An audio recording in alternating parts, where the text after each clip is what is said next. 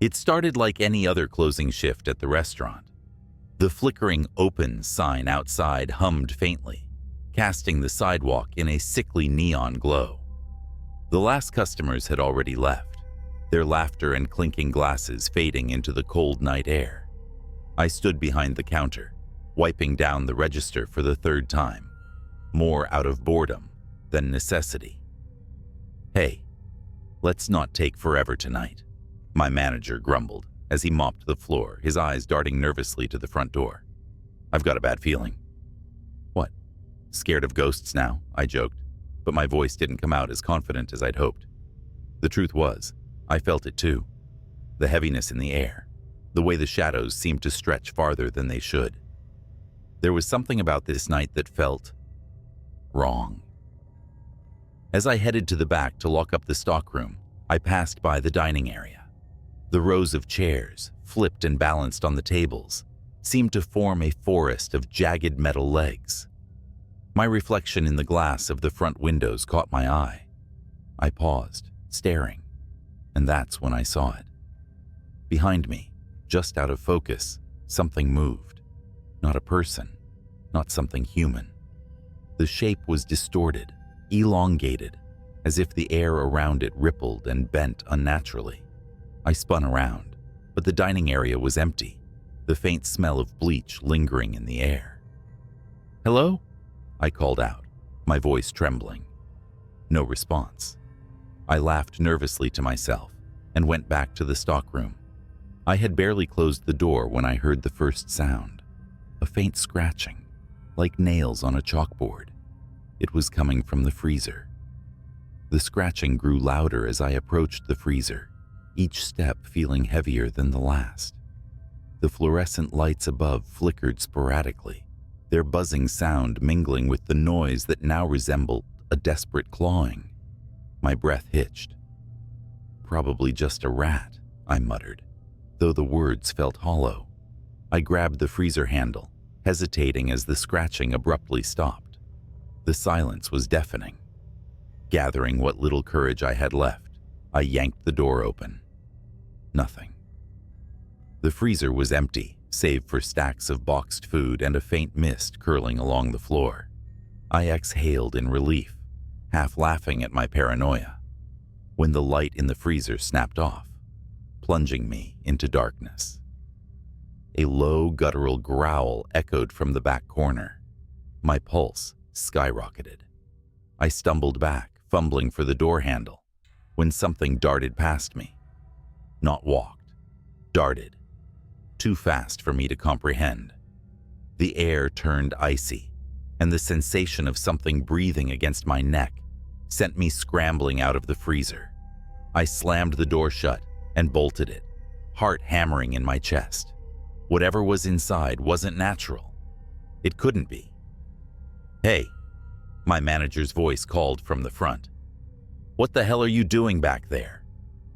I sprinted out to him, words tumbling over each other. "There's something in the freezer." He raised an eyebrow, clearly unimpressed. "Something? Like what? A raccoon?" No, it moved. Fast. It wasn't an animal, I swear." My hands were trembling now. Before he could respond, the overhead lights in the dining area flickered wildly, then went out completely. The hum of the neon sign outside sputtered and died, leaving us in near total darkness. The only light came from the faint glow of the street lamps outside. A cold draft swept through the room, though no doors or windows were open. And then we heard it. A deep, rasping whisper, like a chorus of voices layered over one another. The sound seemed to seep into my bones. My manager froze, his face pale. "What is that?" The whispering grew louder, forming unintelligible words that sent shivers racing down my spine. Suddenly, the chairs on the tables began to slide, one by one, screeching against the floor. Then they fell, crashing down in unison. "Get out," I screamed, grabbing his arm. "We need to leave now." He didn't argue. Together, we bolted for the front door. Just as we reached it, the glass fogged over from the inside, and a single word appeared, written by some unseen hand. Stay. Nope, nope, nope, my manager yelled, fumbling with the lock. It wouldn't budge. Behind us, the whispers crescendoed into a deafening roar. Tables flipped over, silverware clattered to the ground, and the sound of shattering glass filled the air. I turned just in time to see a shadowy figure materialize in the middle of the dining room. Its form was fluid, shifting, with hollow pits where its eyes should have been. It moved toward us, not walking, but gliding, its amorphous limbs stretching unnaturally. My manager screamed, kicking at the door until it finally gave way. We tumbled out onto the sidewalk, slamming the door behind us. The restaurant went silent. Panting and shaking, we stared at the building. Through the glass, the dining area looked untouched. Chairs perfectly arranged, tables set. No sign of the chaos we'd just escaped. But in the center of the room stood the shadowy figure, watching us. I'm not coming back, my manager said, voice trembling. Good, I whispered. Neither am I.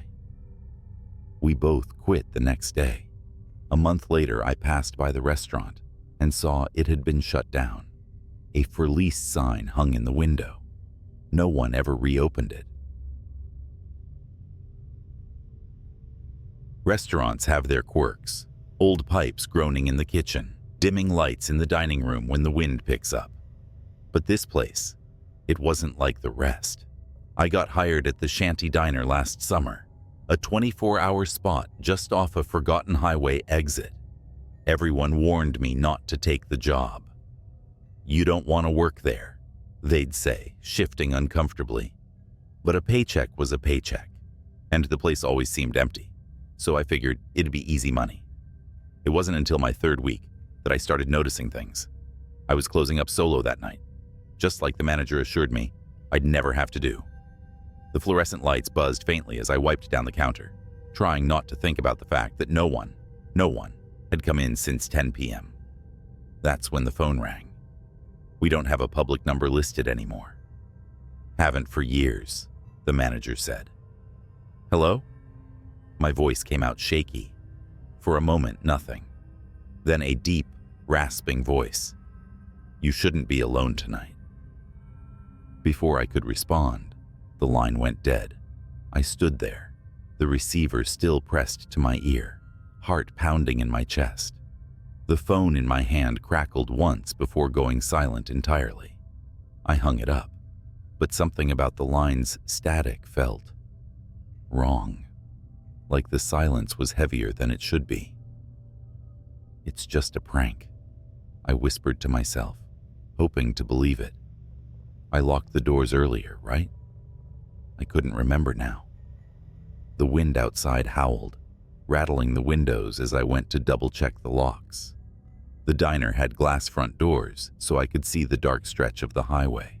Not a single car passed by. Just the empty road and those busted neon signs flickering in the parking lot. I turned the bolt, testing it twice. Secure. Good. When I turned back to the dining room, though, I froze. One of the corner booths, the one furthest from the entrance, wasn't empty anymore. A man was sitting there, his silhouette just barely illuminated by the overhead light. He was facing the window, back to me, wearing a dark coat with the collar turned up. I could have sworn no one had been there when I checked 5 minutes ago. My hands went clammy. "Excuse me, sir?" I called out. No response. I grabbed the menu I'd left behind the counter and approached slowly, each step echoing in the empty space. "Sir, we're actually closed for the night. I'll have to..." He turned and I nearly dropped the menu. His face didn't make sense. The features were off, like they didn't belong on the same head. One eye drooped lower than the other, and his mouth was too wide, stretching across his face like it had been painted on. "Did you get the message?" he said, his voice low and hollow. I stumbled backward, nearly knocking over a chair. What message? His grin widened. You shouldn't be alone tonight. Before I could respond, the lights flickered, and when they came back on a second later, he was gone. The booth was empty, no sign of him. The seat wasn't even warm. I bolted back behind the counter, grabbing my phone to call someone. Anyone. The screen glowed, but no bars. No signal. Typical. Out here in the middle of nowhere. The diner's landline was my only option. I hesitated, remembering the earlier call, but I had no choice. The line rang twice before connecting. 911, what's your emergency? Thank God. I think there's someone in the diner with me, I stammered, looking around frantically.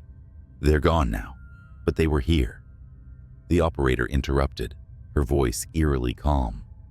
We're already on our way. What? I didn't tell you the address. We know where you are.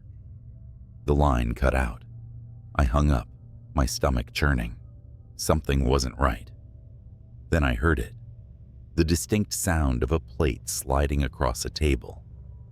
The dining room was still empty, but on one of the tables there was a fresh plate of food. Pancakes, perfectly round, stacked high, syrup dripping down the sides. I didn't make them. No one else was here. I edged closer, my pulse hammering in my ears. As I reached the table, I noticed something else. A note, written in smeared ketchup on the plate. Leave. I didn't need to be told twice. I grabbed my keys and ran for the door, fumbling to unlock it. But when I looked through the glass, I stopped cold. The parking lot wasn't empty anymore. Figures stood scattered across the asphalt. Dozens of them, their bodies barely visible in the flickering light. They weren't moving, just standing there, facing the diner, watching. I stumbled back, knocking over a chair. That's when I noticed them. Handprints on the windows. Too many to count, pressed against the glass from the outside. My only escape was the back door. I bolted to the kitchen, heart in my throat. Behind me, the lights went out, plunging the diner into darkness. I don't remember much after that, just running, bursting through the back door into the cold night air and driving as fast as I could down the empty highway. When I looked in the rearview mirror, the diner was dark, empty. No figures, no handprints, just a hollow building sitting under the flickering sign. I don't know what I saw that night. I haven't been back since. The shanty diner is still there, though, and it's still open. Would you like a reservation? I still remember the smell of the restaurant that night. Butter sizzling on the grill, the faint tang of cleaning chemicals barely masking something. Off. It wasn't a bad smell, just faintly metallic, like pennies. I brushed it off as the kitchen overworking itself. It was nearing closing time after all. I'd been covering shifts for one of our regular servers who'd called out sick. The place wasn't fancy, just your typical American diner. Red vinyl booths, fluorescent lights, and a jukebox in the corner that no one used anymore. The kind of place where people wanted greasy food and quiet conversation. But on this particular night, things weren't normal. The first thing that struck me was how empty it was. Usually, we had at least a few late-night regulars. Truck drivers nursing cups of black coffee, teenagers sneaking a meal after curfew, or couples stealing quiet moments under the harsh diner lights. Not that night. There was only one table occupied, a man sitting alone in the farthest corner. I didn't see him come in. 1 minute the booth was empty, the next he was just there. He was tall, painfully thin, with a face that was all sharp angles and shadows. His suit looked expensive, but it hung off his frame like it didn't quite belong to him. He didn't order anything, just sat there with his hands folded on the table, staring at the empty seat across from him. "Can I get you anything?" I asked, breaking the uneasy silence that had settled over the restaurant. He didn't look at me, didn't even acknowledge my presence. His eyes stayed fixed on the chair opposite him, as if he were waiting for someone.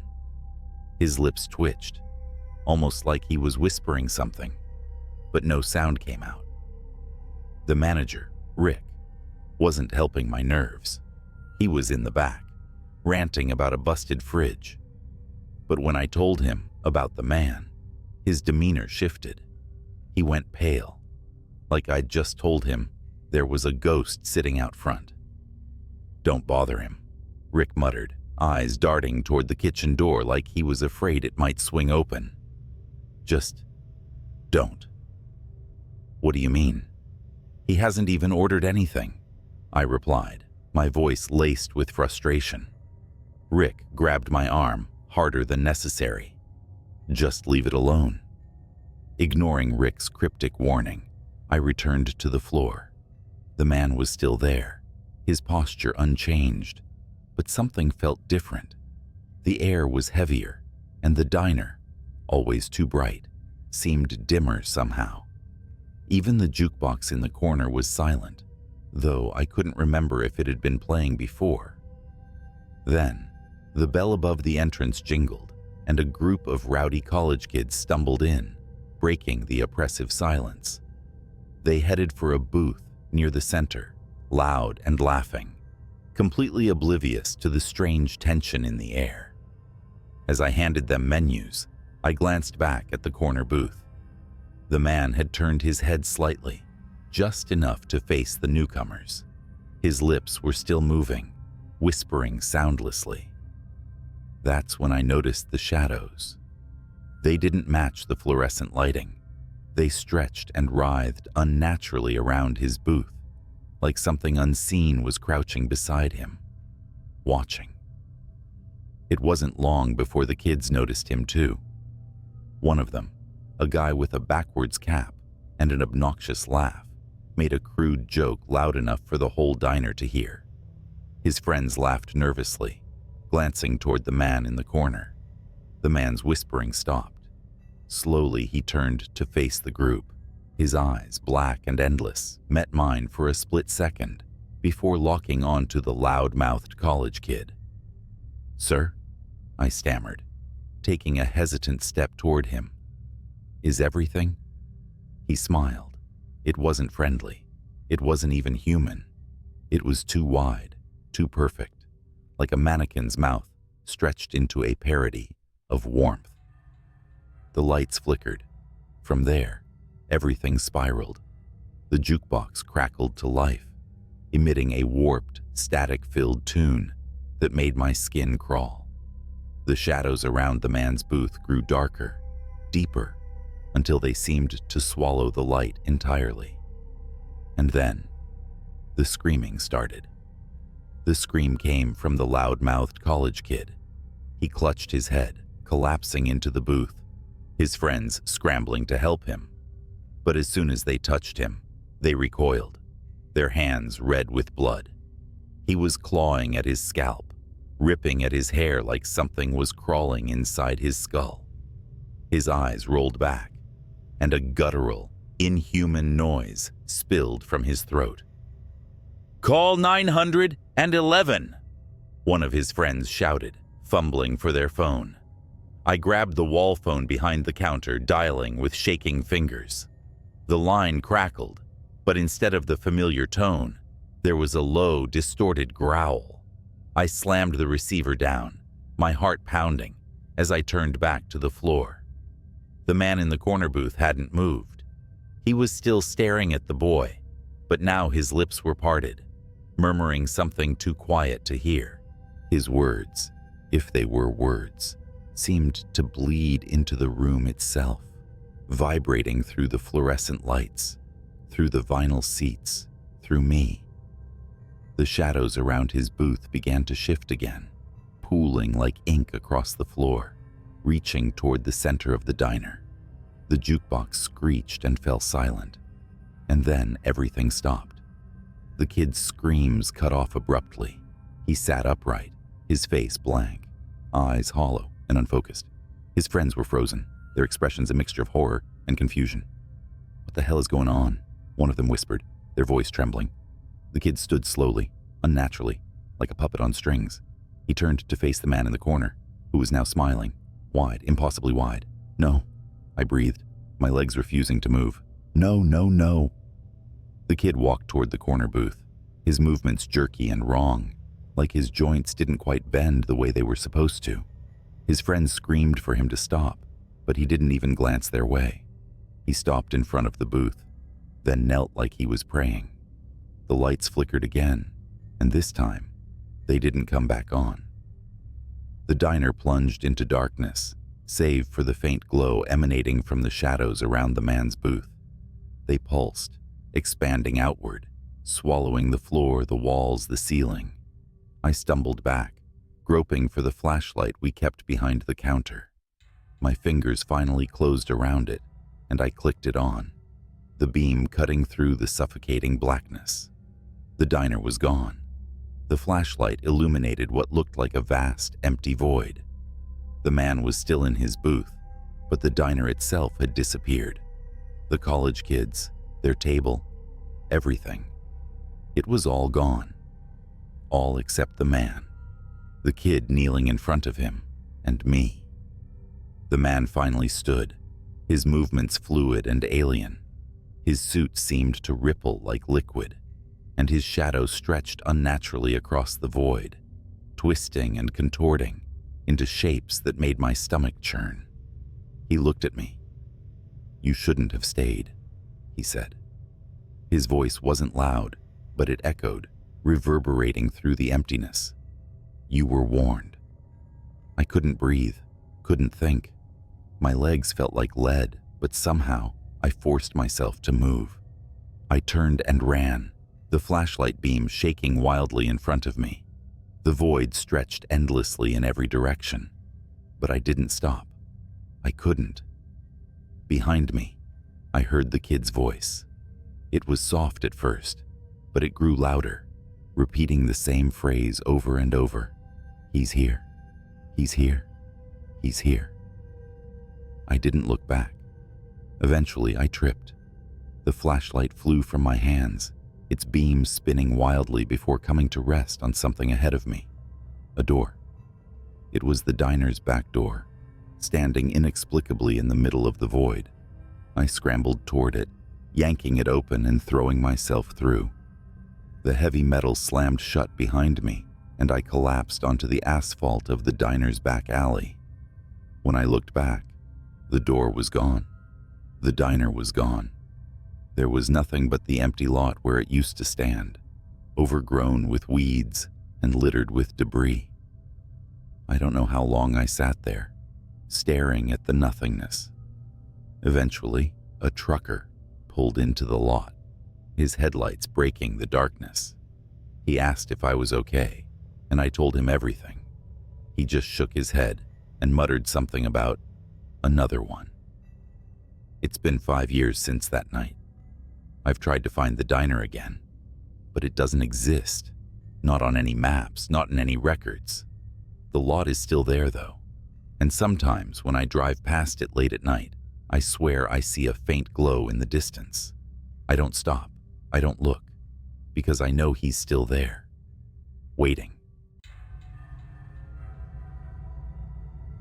It started with a buzzing fluorescent light overhead, one of those that flicker in just the wrong rhythm to dig under your skin. I was midway through another night shift at the 24-hour gas station, just off Route 17.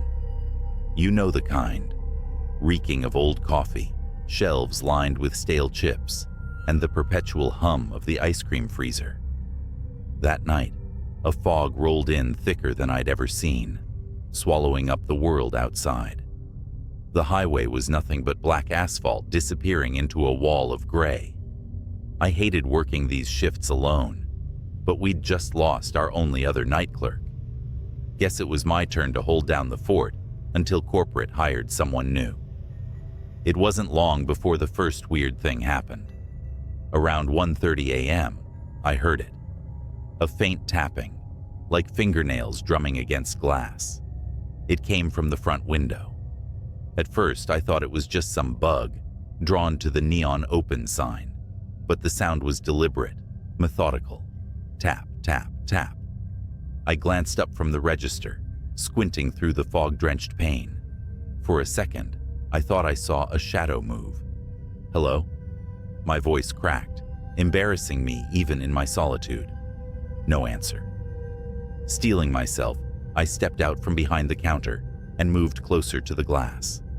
My breath fogged up the pane as I leaned in, searching for movement. Then, from the corner of my eye, I saw it. A hand. Pale, long fingers, almost skeletal, reached up and pressed against the outside of the glass. My heart leapt into my throat. I stumbled back, knocking over a rack of potato chips. The hand was gone. I fumbled for the phone, but of course, the damn landline had been out for days. Cell service out here? Forget it. Swallowing the lump in my throat, I convinced myself it was a prank. Some drunk weirdo messing around. But deep down, I knew better. I sat back behind the counter, trying to focus on restocking cigarettes and lottery tickets. For a while, it was quiet again, save for the buzz of that stupid light. Then the power flickered, plunging the store into a brief, suffocating darkness. When the light snapped back on, something wasn't right. One of the aisles, the one with the cheap candy, had been knocked over. Candy bars scattered across the floor. No way had that been like that before. I grabbed the flashlight we kept under the counter and stepped into the aisle. My palms were slick with sweat. "Is someone here?" I called out. My voice echoed against the empty shelves. No answer. Then, the freezer door slammed shut behind me. I whipped around, flashlight trembling in my hand. The freezer doors gleamed under the flickering light, their surfaces coated with condensation. Slowly, I moved toward them, each step feeling heavier than the last. The air seemed colder than it should have been, like the chill from the freezers had leaked into the entire store. My breath puffed out in short, nervous clouds. And then I saw it. One of the glass doors had fogged over, and written in the condensation, in long, jagged letters, were the words, "Look behind you." I froze. Every hair on my body stood on end. My throat felt tight, like something invisible was wrapping around it. I didn't want to turn. Every cell in my body screamed, "Don't turn around." But I did. The flashlight beam swept over the empty aisles, shaking as I scanned for anything out of place. There was nothing, just shelves of junk food and energy drinks. The fogged-up window near the entrance. The door I swore I had locked earlier, now standing slightly ajar. A tendril of fog, curling in like a lazy, creeping snake. And then, movement. At the edge of the beam, something darted between the shelves. Not walking, crawling. I backed up toward the counter, flashlight shaking. "Who's there?" I shouted, my voice cracking. It appeared then, just for a second, peeking out from the corner of the pet food aisle. A face. But it wasn't a face. No eyes, no mouth, just smooth, pale skin stretched unnaturally tight over bone. The thing leaned out farther, its head cocking to one side like it was studying me. Then it scuttled out of sight, faster than anything human should move. I didn't think, I just ran.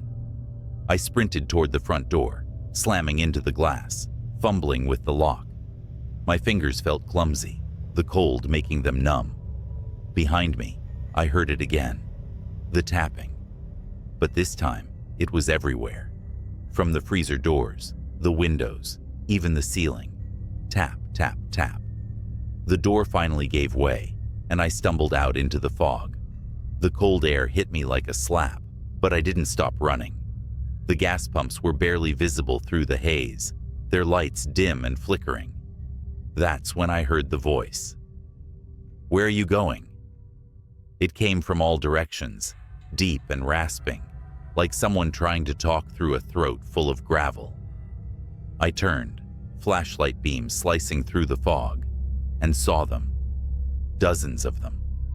Figures, crawling on all fours, their faceless heads tilted unnaturally. Their pale bodies seemed to shimmer half-solid, like they were caught between this world and another. They were closing in, surrounding me.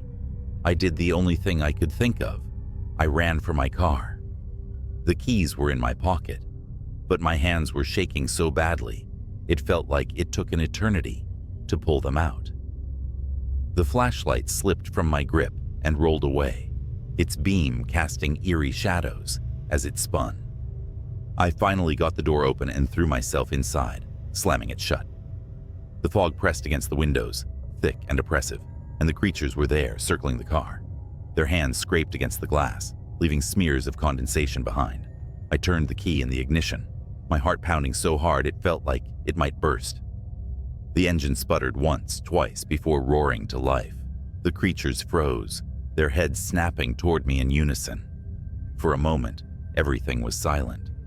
Then they screamed. It was a sound unlike anything I'd ever heard, high-pitched, guttural, like 1,000 voices crying out in agony. They lunged at the car, their hands slamming against the windows, their bodies writhing and twisting in impossible ways. I floored it. The tires squealed as I shot forward, the creatures scattering in the headlights. I didn't stop. I didn't look back. I drove through the fog, the empty highway stretching out before me like a lifeline. Eventually, the fog lifted. The gas station disappeared in my rearview mirror, swallowed by the darkness. I quit the next day. I still don't know what I saw that night. I don't want to know. But sometimes, when I'm alone at night, I swear I hear it. The tapping. And I can't help but wonder if they ever really let me go. The diner where I worked night shifts wasn't anything special. Just a run-of-the-mill greasy spoon sitting off a desolate highway in the middle of nowhere. Most nights were uneventful, serving truckers, wiping counters, and flipping through an ancient magazine to pass the hours. But that night was different. It started when the clock on the wall chimed midnight, a ritual so mundane that I usually didn't notice it. This time, though, the sound stretched on longer than it should have, like the chime was being dragged, distorted, pulled apart. The fluorescent lights above me buzzed and flickered, sending the room into brief bursts of darkness. I glanced toward the door, half hoping to see a customer walk in and break the eerie silence. Instead, the night outside seemed thicker than usual, the parking lot lights barely piercing the foggy darkness. Then the bell above the door jingled. No one had walked in. That's when I noticed the booth at the far end of the diner. It was occupied. I hadn't heard anyone come in. The man sitting there had his back to me. He wore a black jacket, the kind with a hood, though it was down. His dark hair was greasy and matted, and he sat perfectly still, staring out the window into the nothingness beyond. "Can I help you?" I asked, trying to keep my voice steady. He didn't turn around. Great. Another weirdo. I grabbed the coffee pot and walked over, the sound of my sneakers sticking to the linoleum, filling the oppressive silence. "Coffee?" He turned his head slightly, just enough for me to catch a glimpse of his face. His skin was pale, almost sickly, and his eyes were glassy, unblinking. "Do you ever wonder," he said, his voice low and gravelly, "what's watching when you're alone?" I froze, coffee pot trembling in my hand. What?" His lips curled into a grin, not a friendly one. Before I could respond, the lights in the diner flickered again. The man's grin widened, and when the lights steadied, the booth was empty. My stomach dropped. The coffee pot slipped from my fingers, shattering on the floor. And then, I heard it. A faint tapping, rhythmic and deliberate, coming from the kitchen. I stood frozen, staring at the shards of glass and the growing puddle of coffee at my feet. The tapping continued, echoing from the kitchen in the back. Each sound felt deliberate, as if whatever was making it wanted me to know it was there.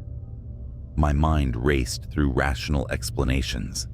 Maybe it was a raccoon that got in through the back door. Maybe it was just the pipes. Maybe I was imagining things, but none of those thoughts made my legs stop trembling. "Hello?" I called out, my voice barely above a whisper. No response. The diner was dead silent now, save for the faint hum of the refrigerator and that god-awful tapping. I knew I had to check.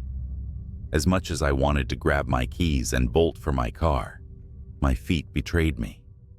I stepped cautiously toward the kitchen, every squeak of my sneakers against the linoleum, sounding like a gunshot in the stillness. The door to the kitchen was ajar, swinging slightly as if it had just been pushed open. The fluorescent light above it flickered erratically. "Anyone there?" I asked, louder this time. The tapping stopped. My breath hitched, and I clenched my fists to keep them from shaking. I stepped through the door and scanned the room. Everything was where it should be.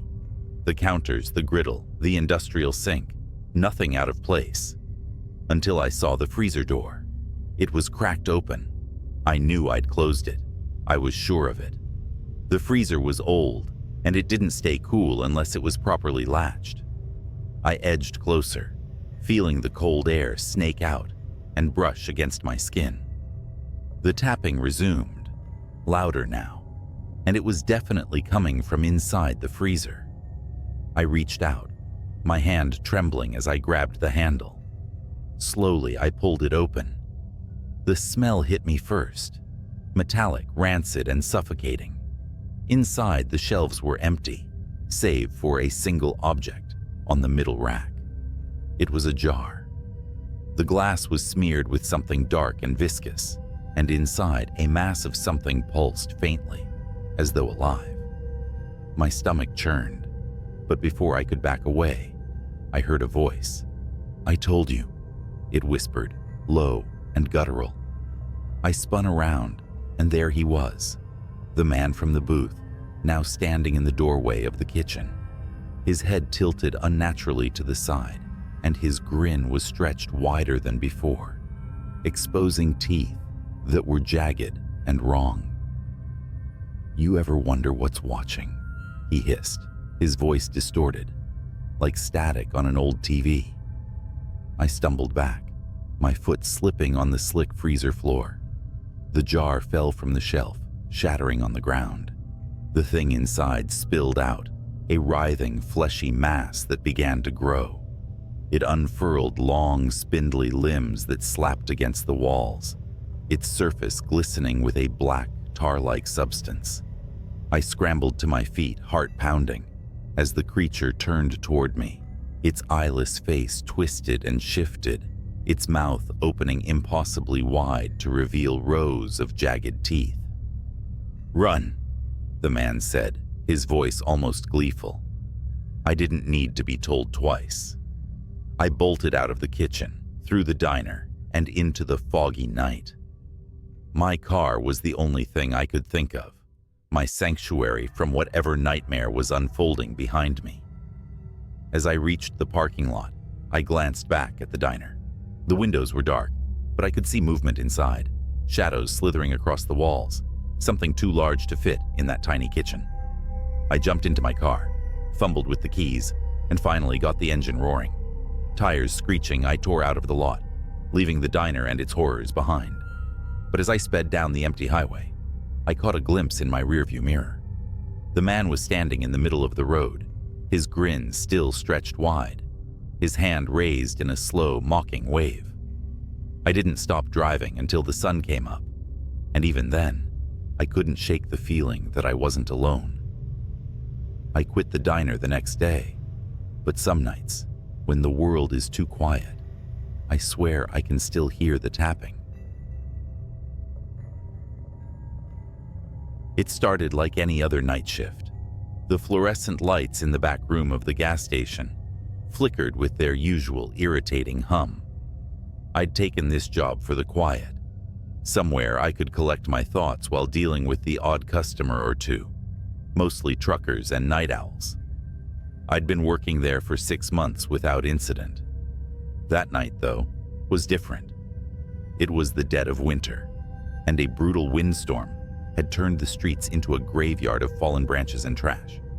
I leaned against the counter, scrolling aimlessly on my phone, when the door chimed. A man walked in. His face was shrouded in the shadow of a hoodie, and he moved deliberately. Too deliberate for someone who just wanted chips or smokes. Something about him immediately set my nerves on edge. He didn't look at me, didn't grab anything. He just wandered the aisles like he was searching for something. The cameras buzzed overhead. I glanced up at the monitors above the counter. I'd grown used to watching people on those screens. Most were harmless, predictable. But as I scanned the feeds, my stomach turned.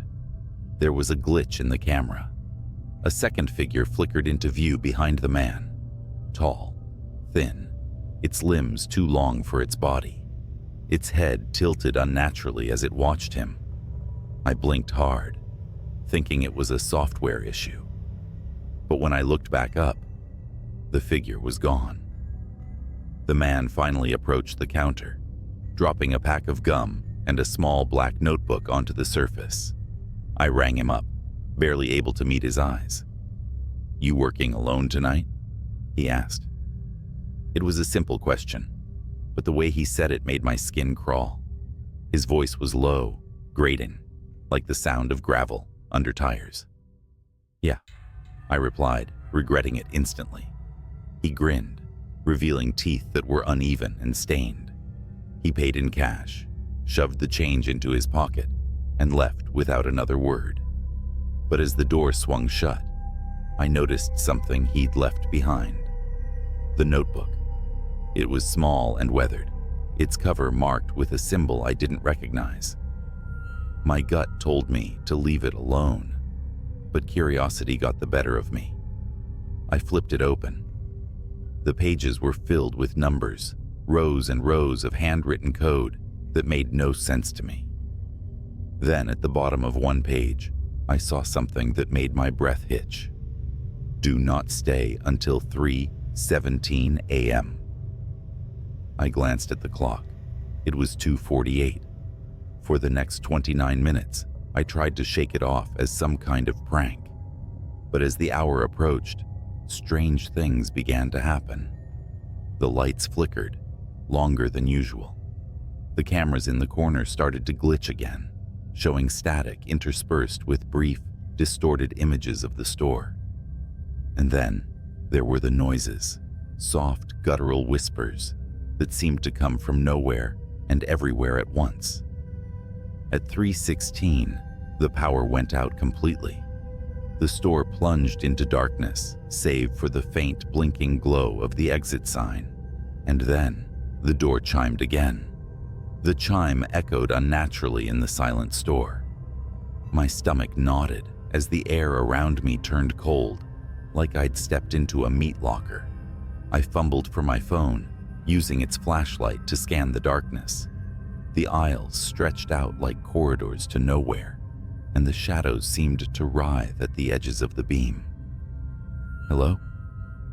My voice sounded small, trembling. No answer. The chime came again. The door hadn't opened. It was still shut, but the sound repeated over and over, like someone was walking in and out, or something was toying with me. Then a sound from the back room, a dragging noise, heavy and wet, like a sack of meat being pulled across the floor. My body froze, my breathing shallow. The noise stopped, replaced by a faint clicking sound, like fingernails tapping glass. I slowly aimed my flashlight toward the office door. It creaked open, just a crack, revealing only darkness within. "Who's there?" I whispered, barely audible even to myself. A voice answered, low and distorted. "You should have left." I nearly dropped my phone. The voice came from everywhere, above me, behind me, inside me. I took a step back, my heel catching the edge of the counter. That's when I saw it on the cameras. The monitors, somehow still active despite the power outage, showed the store from every angle, and in every feed, it was there. The thing I'd seen earlier, flickering like a broken signal.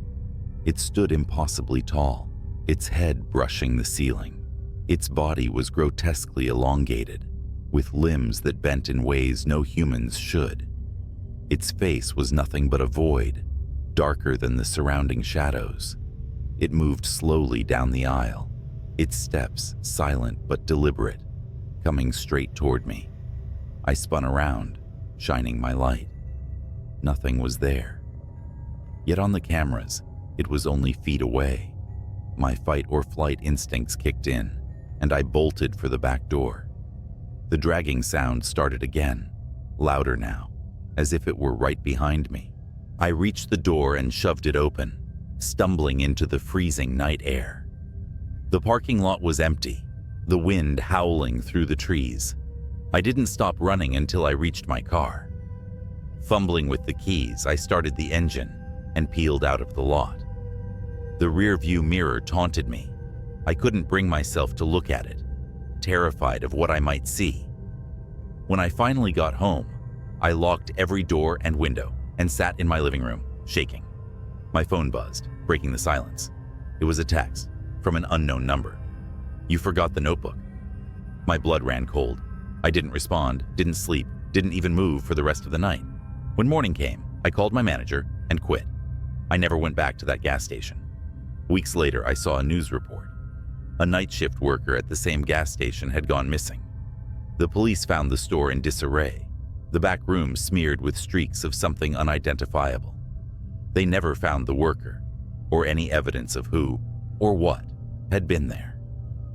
I've kept the story to myself all these years, but every now and then, when I'm alone at night, I hear it again. That chime. And I know it hasn't forgotten me. The evening air was thick with the smell of wet hay and the faint metallic tang of old tools. The wind carried a strange, almost melodic whistling sound that seemed to rise and fall, as if it was alive and moving just beyond the edge of the cornfield. That's where I was, alone on my grandfather's farm for the weekend. He'd left a list of chores, but I was mostly there to keep an eye on the livestock. Easy enough. It started with the chickens. Around midnight, I heard them squawking, not their usual restless chatter, but a frenzied, chaotic scream that shot me bolt upright in bed. Grabbing the flashlight by the door, I shoved my feet into my boots and headed out. The barnyard was quiet, except for the frantic rustling inside the coop. When I opened the door, my stomach twisted. Something had ripped through the chicken wire, leaving a gaping hole. Feathers floated in the air like soft snow, and the floor was littered with streaks of blood. There were no tracks outside, just the hole and the silence. Too much silence. Even the frogs in the pond weren't croaking. I convinced myself it was a fox or maybe a coyote, but deep down, I knew it wasn't. By 2 a.m., the rain started, a steady, cold drizzle. I was lying in bed, staring at the wooden beams above me, when the faint sound of movement reached my ears. It wasn't coming from the house, but from somewhere outside. It was a low, dragging sound, punctuated by wet thuds, as if something heavy was being pulled through the mud. I hesitated for too long before grabbing the shotgun from the rack. As I stepped outside, the rain soaked me instantly, plastering my shirt to my skin. The sound was louder now. It was coming from the silo. The old wooden structure loomed ahead, its weathered planks dark against the stormy sky. I told myself it was the wind, or maybe the rain, knocking loose a tarp. But as I approached, the dragging sound stopped. I swung the flashlight beam towards the base of the silo. That's when I saw it. A figure was hunched over the pile of spilled corn, its arms long and bony, the skin stretched tight over sharp joints. Its back was to me, but its movements were jerky and wrong, like a puppet with tangled strings. I froze, the beam of light shaking as my hands trembled. Whatever it was, it turned its head slowly, unnaturally far, until its face was visible in profile. Its eyes were hollow, its mouth impossibly wide, filled with rows of teeth that looked more like shards of broken glass. It grinned, a thin, split-lipped smile that made my knees buckle. And then it stood. It was tall, too tall. It had to duck as it turned fully towards me. In its clawed hand, it held a chicken, what was left of one. It dropped the carcass, and the wet thud echoed in the silence. The thing started towards me, its movements fluid now, almost hypnotic. I ran. The mud sucked at my boots as I sprinted back to the house. I didn't dare look back, not even when I heard the wet slapping of its footsteps gaining on me. By the time I reached the door, I was screaming. I slammed it shut, bolting the lock and shoving the kitchen table against it for good measure. The footsteps stopped just outside. The porch creaked as it stepped up, and I could hear it sniffing, the sound wet and guttural. Then, nothing. I stayed up the rest of the night, the shotgun cradled in my arms, the flashlight trained on the door. It didn't return. Not that night. But the farm wasn't the same after that. Strange things kept happening. The cows refused to graze near the silo, and I found deep clawed marks gouged into the barn doors. And every night, without fail, that melodic whistling would drift through the air, growing louder as it approached the house. I left that farm the next morning, my chores undone. I never told my grandfather what happened. I didn't have to. When he called me weeks later, his voice was shaking. He said something was out there, something that didn't belong. He never saw it, but he heard the whistling. He sold the farm not long after that. Last I heard, the new owners abandoned it after their son disappeared. They said he was playing near the silo. I know better. I wish I could say that was the end of it, that I left the farm and the horrors stayed there, tied to the land like a bad dream. But things like that don't let go so easily. They follow you. They linger. A few months after I left, I moved to the city, hoping the crowded streets and constant hum of life would drown out the memories. It worked for a while. I even started sleeping better, the image of that grinning, hollow-eyed thing fading with time. Then, one night, I heard it again. I was walking home late, my breath fogging in the chilly air. The streets were empty, the kind of quiet that feels unnatural in a city. I'd just turned a corner when I heard it. The whistling, that same melodic tune, the one I had convinced myself was just the wind back on the farm. I stopped dead in my tracks, my pulse hammering in my ears. It was faint, almost playful, coming from somewhere up ahead. Slowly, I turned my head. The streetlights flickered, casting long, jittery shadows. For a moment, I saw nothing, just empty sidewalks and parked cars. Then, it stepped into the light. It was the same as before, tall, gangly, its skin stretched taut over bones that seemed to shift and crack as it moved. Its eyes locked on mine, black and endless, and it smiled that impossible smile. But now, it was wearing something. A tattered flannel shirt and overalls, smeared with mud and blood, as if mocking the life I'd tried to leave behind. It tilted its head, studying me like a predator sizing up its prey. And then, it began to move. Not running, not lunging, but walking, slow and deliberate, each step a taunt. I did the only thing I could. I ran. The streets blurred as I sprinted, my lungs burning with each gasp of icy air. The whistling followed, growing louder, closer, no matter how fast I ran.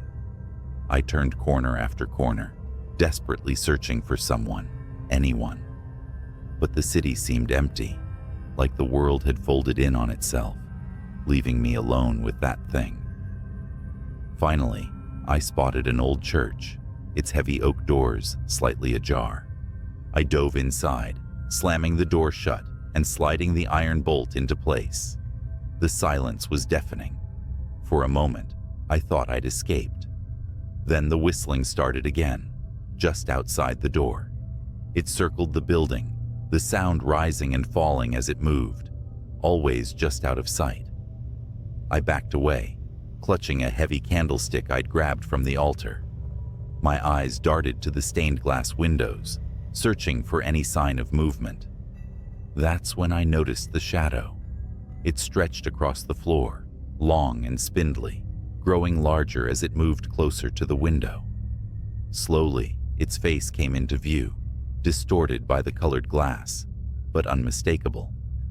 It pressed a hand, if you could call it that, against the window, the claws clicking softly against the pane. And then, it smiled. I don't know what happened next. Maybe I screamed. Maybe I passed out. All I know is that when I woke up, the church was empty, the doors still bolted, and the whistling was gone. But it left something behind. On the floor, in the faint light filtering through the stained glass, was a single feather, blood-stained and torn, just like the ones from the coop on the farm. I moved again after that, farther this time.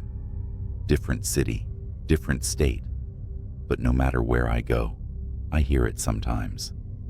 Late at night, when the world is quiet and the shadows grow long, that faint, mocking tune, carried on a wind that doesn't belong.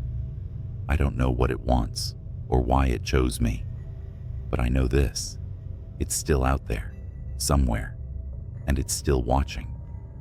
So, if you're ever out in the countryside and you hear whistling, don't follow it. Don't look for the source. Just run and pray it isn't looking for you. It started with a bet. I was bored, drunk, and feeling invincible when I said I'd spend the night out at Widow's Creek Farm. For years, it had been the town's favorite spooky story, the abandoned farmhouse, where people swore they heard voices, saw shadows moving in the windows. Local legend said the owner, Mr. Eldridge, vanished one night, and no one had been able to buy or sell the property since. Something about the land made people uneasy, but I didn't believe in all that. Armed with a flashlight, a folding chair, and a thermos of coffee, I set out to prove everyone wrong. By the time I got to the farm, the moon was low and hazy, casting just enough light to turn the barn and house into black, jagged silhouettes against the night sky. I parked the truck at the edge of the property and made my way to the porch. The wood groaned beneath my weight, the sound echoing in the absolute stillness. Inside, the house smelled like wet rot. My flashlight beam swept over faded wallpaper and furniture covered in sheets. But what struck me was the silence. No crickets, no wind, just nothing. Easy, I muttered to myself, setting up my chair in the front room where I had a clear view of the kitchen and stairs. Just a night alone in an old house. The first few hours passed without incident. I tried to stream music, but the signal was dead. That's when I heard it, a faint thud upstairs. My flashlight shot toward the staircase, catching nothing but empty steps. It's just the house settling, I told myself, though my pulse was already quickening. And then, the lantern flickered to life. It was sitting on the kitchen table, a rusty oil lantern I hadn't noticed before. A weak yellow flame danced inside, casting moving shadows on the walls. I froze. There was no one here. No one could have lit it. "Who's there?" I called out, my voice cracking. The lantern flame sputtered, as if in response, then settled into a steady glow. I stepped closer, my boots dragging against the warped floorboards. The lantern's glass was clean, the wick trimmed. Someone had been here recently. I turned in a circle, shining my light into every corner of the room, but saw nothing. Then I heard the footsteps. They were coming from above me, slow, deliberate steps crossing from one end of the house to the other. My flashlight darted to the ceiling as the sound moved toward the top of the staircase. "Hello?"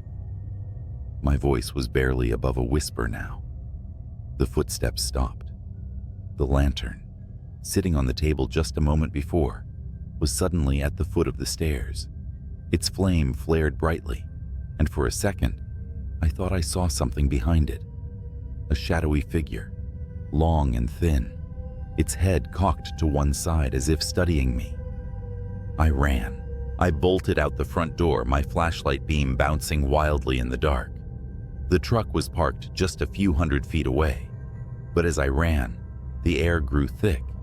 My legs felt heavy, like wading through molasses. I glanced back over my shoulder and stopped dead. The farmhouse was ablaze with light, every window glowing fiercely. Figures stood in the glass, tall, thin shapes that didn't move, just watched as I struggled to breathe. And then the barn door slammed open. Something crawled out of the darkness. It was on all fours, moving unnaturally fast, its limbs too long, its head tilted at an impossible angle. I screamed and turned back toward the truck, pushing through whatever force was holding me back. I reached the door, fumbling for the handle, but the thing was right behind me now. I felt its breath, hot, wet, and rancid, on the back of my neck.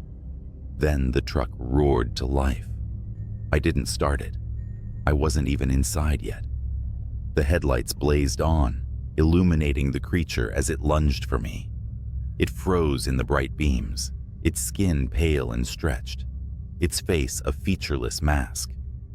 For a moment, neither of us moved, and then it shrieked, a sound so high and sharp, it felt like needles stabbing into my ears, and darted back toward the barn. I didn't wait to see what happened next. I threw myself into the truck, slammed the door, and peeled out of there, gravel spraying in my wake.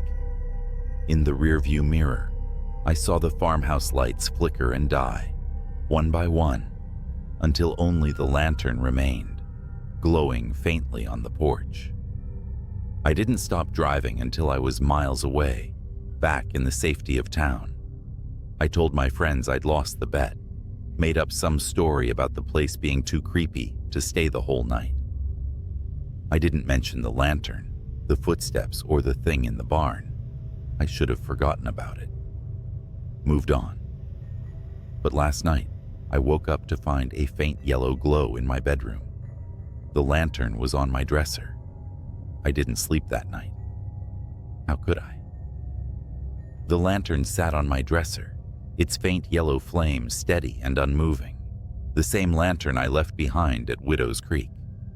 I wanted to believe it was a nightmare, that I was still out there on the farm, and all of this was a fever dream, brought on by fear and exhaustion. But when dawn broke, the light of the flame didn't dim. It stayed just as bright, a constant reminder that whatever followed me home wasn't leaving. I couldn't stay in the house. I packed what I could and drove. No destination in mind, just miles of asphalt and endless trees. The morning air was crisp, but I kept glancing in the rearview mirror, expecting to see something there, the pale, stretched face of whatever came out of that barn. But I was alone, for now. I checked into a motel on the edge of a neighboring town, telling myself this was temporary, that I could figure out what to do next once I got some sleep. But when I opened the room door, my stomach dropped. The lantern was waiting for me on the bedside table. Its flame burned just as steady, casting that sickly yellow glow.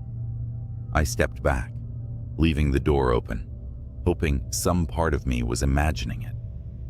But when I blinked, it was still there. Something inside me snapped. I grabbed the lantern and hurled it across the room, expecting it to shatter, to douse that damn flame for good. But it didn't break. It landed on the carpet with a dull thud, the flame undisturbed. And then I heard it. The footsteps. They came from above me, faint and deliberate, just like they had in the farmhouse. My heart hammered as the sound moved across the ceiling, stopping directly above where I stood. A shadow fell over the bed. It stretched impossibly tall, the head cocked at that same unnatural angle. It wasn't cast by me. It was waiting. I fled the motel. There was no plan now, just an overwhelming need to keep moving. I drove for hours, the highway blurring into a gray monotony. The lantern didn't appear in the car, and for a fleeting moment, I thought maybe I'd left it behind. Maybe it was over. Then the radio crackled to life. At first it was static, but slowly I started to hear a voice, a low, garbled whisper, almost like it was trying to speak, but couldn't quite form words. I turned the radio off, but the whispering didn't stop. It was coming from the air vents now, from the faint hum of the engine. Widow? Waiting? My grip tightened on the wheel, knuckles white as bone. The voice was clearer now, repeating those same words over and over. Widow, waiting, widow, waiting. It was nearly sunset when the truck broke down. The engine sputtered and died, leaving me stranded on a stretch of empty road. I sat there for a long time, gripping the steering wheel like it was the only thing tethering me to reality. When I finally got out, the landscape around me was unfamiliar. Flat fields stretched out on either side of the road, broken only by the silhouette of a barn in the distance. My blood ran cold. It was Widow's Creek. The truck wouldn't start. My phone had no signal. I was trapped, and I knew I wasn't alone. The lantern was on the hood of the truck now, its light flickering weakly in the dusk. The footsteps started again. They were closer this time, moving with purpose, circling the truck. I couldn't see anything, but I felt it. A presence, heavy and oppressive, like the air itself was pressing down on me. My flashlight barely cut through the growing darkness, but I swept it in frantic arcs, trying to find the source of the sound. That's when I saw them. Figures emerging from the fields, their movements slow and jerky. They were tall and thin, their bodies stretched unnaturally, their faces blank slates of pale skin. Dozens of them all converging on the truck. I grabbed the lantern off the hood without thinking, clutching it like it might somehow protect me. The figures stopped, their heads tilting in unison toward the light. The flame flared brighter, and for a moment, they hesitated. "Leave!" I screamed, holding the lantern high. The figures shrank back, their forms dissolving into the shadows. But the moment didn't last. The flame sputtered, growing dimmer, and they began to move again. Faster this time, closing the distance with unnatural speed. I don't remember how I made it back to the farmhouse, only that I did. The lantern led me, its glow flickering through the dark, guiding me past the barn and into the house. The door slammed shut behind me, and I locked it, though I knew it wouldn't keep them out. The figures were at the windows now, their faces pressed against the glass. The lantern sat on the table where I'd first found it, its flame burning weakly. And then it spoke. "Burn it," the voice whispered, faint and hollow. "End it." I didn't hesitate. I grabbed the lantern and smashed it against the floor. The oil spilled out, catching fire immediately. The flames spread fast, consuming the room, the walls, everything. The figures at the windows screamed, their cries high and inhuman, and then they were gone. I ran. The farmhouse burned behind me, a towering inferno that lit up the night. By the time I reached the edge of the property, the house had collapsed in on itself, the flames dying down to embers. I don't know what I unleashed that night, or if I stopped it. The lantern was gone, but its light still haunts me. Sometimes when the nights are quiet and the air is still, I catch a faint yellow glow out of the corner of my eye, and I wonder if it's waiting for me to come back. The night started like any other, quiet, uneventful, with a slight chill in the air as the moon hung high over the sprawling farmland. I'd agreed to watch over my friend's farm while he and his wife took a rare weekend off. The place was massive, bordered by dense woods on one side and endless cornfields on the other. I was promised nothing more than a cozy guest room and some peace. Instead, I got something I'll never forget. By midnight, the house was silent. The livestock, a handful of cows and a stubborn old mule, were already settled in the barn. I'd finished my last round through the property, locked the doors, and double-checked the generator, since the area was notorious for power outages. All seemed fine. I was halfway into a second beer, flipping channels on an old TV in the living room, when I heard it. A sharp metallic asterisk, clank asterisk, like something striking the barn door. My first thought was, raccoons. They're bold out here. I grabbed a flashlight and headed outside. The yard stretched out into shadows, the barn standing 100 yards from the house, just beyond the motion-activated light's reach. As I stepped closer, the light snapped on. My stomach dropped. The barn door was wide open, swaying slightly in the breeze. Raccoons don't do that, I muttered to myself. The beam from my flashlight cut through the dark as I stepped inside. The barn smelled of hay and earth, familiar but strangely oppressive that night.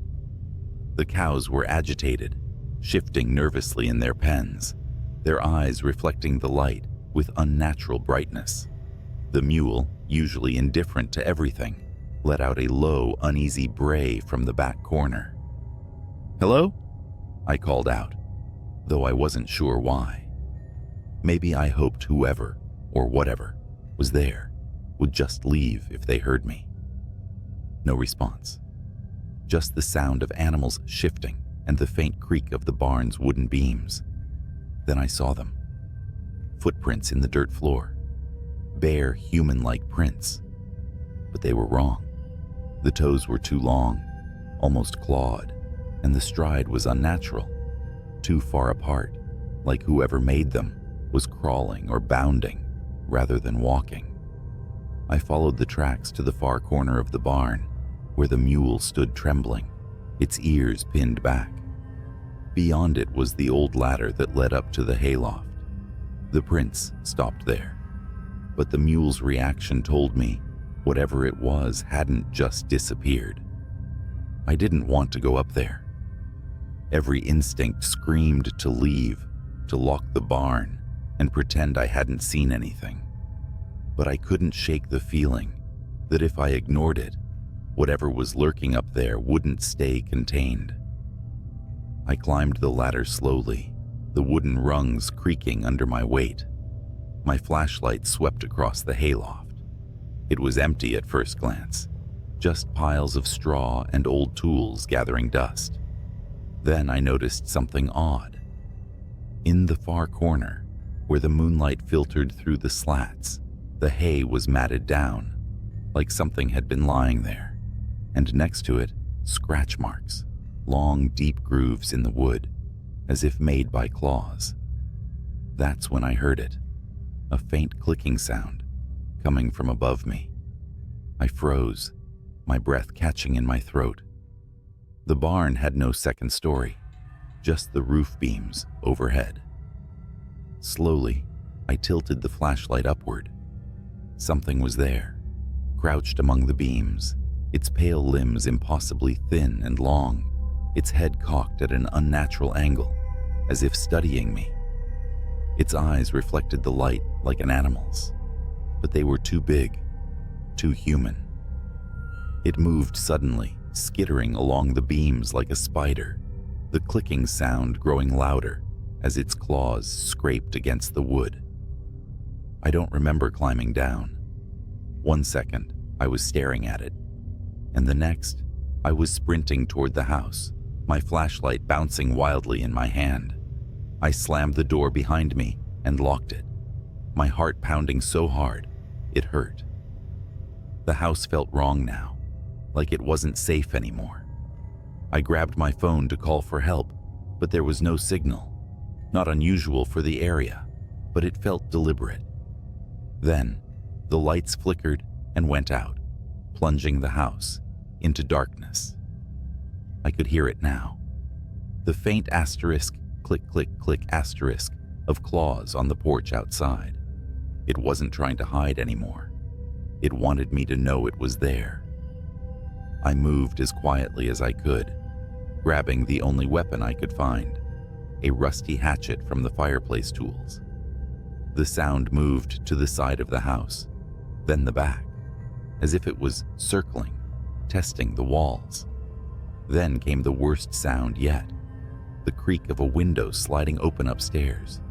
It was in the house. My mind raced. There was nowhere to run, nowhere to hide that it wouldn't find me. The only option was to face it.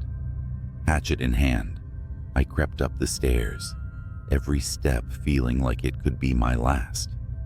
The hallway stretched out in front of me, the guest room door slightly ajar. The faint moonlight spilling in showed the curtains fluttering. The window was wide open. The clicking had stopped. I pushed the door open slowly. The room was empty, but the bedspread was disturbed. Claw marks raked across the headboard. My pulse was deafening in my ears as I backed out of the room. That's when I felt it. Hot breath against my neck. I spun around, swinging the hatchet wildly. It caught something, the blade sinking in with a wet asterisk thunk asterisk. A screech filled the air, high-pitched and inhuman. The creature recoiled, its long limbs thrashing as it tried to pull away. I saw it clearly for the first time, its skin pale and stretched taut over its bones, its face a grotesque mimicry of human features, twisted into something predatory. I didn't stop swinging until it stopped moving. When the sun rose, I buried what was left of it in the woods. I don't know what it was, and I don't want to know. My friend's farm looks peaceful in the daylight, but I'll never stay there again. Some things aren't meant to be explained, and some places aren't meant to be guarded, alone. A week after that night, I got a call from my friend. He thanked me for watching the farm and casually asked if I noticed anything strange while I was there. I hesitated, unsure of what to say. How could I explain what happened without sounding insane? Instead of answering directly, I asked why he'd asked. His tone shifted, less casual, more guarded. Well, he began, we've been having issues for a while. Strange sounds in the barn, missing animals. Thought maybe it was coyotes or feral dogs, but the footprints we've found don't match anything we know. The neighbors have seen things near the woods. Things? I asked, my voice tight. Yeah, like figures. Too tall, too thin, running on all fours. One of the neighbors swears it looked right at him. They won't come near the property now. He laughed nervously. Honestly, I figured it was just their imagination, until we started losing livestock. I gripped the phone tighter, my pulse quickening. Why didn't you tell me this before I stayed there? There was a long pause. I didn't want to scare you off. Besides, we figured it was just animals. Nothing that'd bother a person, you know? I didn't respond. My thoughts were spiraling back to that night, to the thing in the barn, its impossible limbs, the way it moved, how it felt too smart, too aware. Hey, he added, we're putting the place up for sale. The wife and I decided it's not worth the stress. Whoever buys it can deal with whatever's out there. That was the last time I heard from him. The farm sold within a month. and I heard the new owners moved in without issue. For a while, I thought that was the end of it. I tried to convince myself that whatever I'd faced that night was gone, that maybe I'd killed it. But deep down, I knew better. About 3 months later, I was back in the city, starting to feel normal again. Then one evening, as I was locking up my apartment for the night, I heard it. A faint asterisk, click, click, click, asterisk, from somewhere in the hallway. My blood ran cold. I stood frozen, staring at the peephole in my door, expecting to see something staring back. But when I finally worked up the courage to look, the hallway was empty. The sound stopped. But now, every night when it's quiet, I listen for it. Sometimes I think I hear it, just at the edge of perception. A soft, rhythmic asterisk, click, click, click, asterisk, like claws on wood, like it's waiting for me. And I know one thing for sure: whatever it is, it doesn't stay on the farm. It started on a call like any other.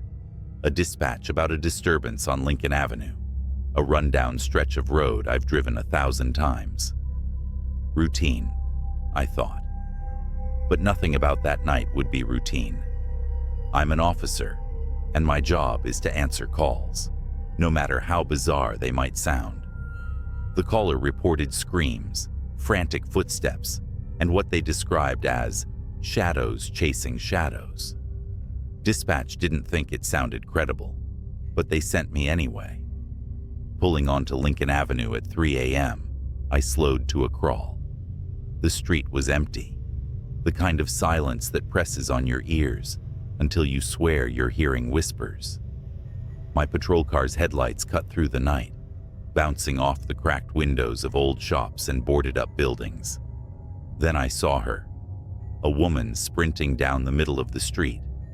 She was barefoot, wearing a torn dress, her face twisted in sheer terror. I rolled down my window to call out to her, but before I could, she stopped dead in her tracks, her neck snapping around like she'd heard something I couldn't. She screamed, and that's when I saw it. Something moving behind her. But there was nothing there. Not at first. I jumped out of the car, flashlight in hand, and yelled for her to stop. She ran toward me, sobbing, begging for help. Her words were a jumbled mess, but I caught bits and pieces.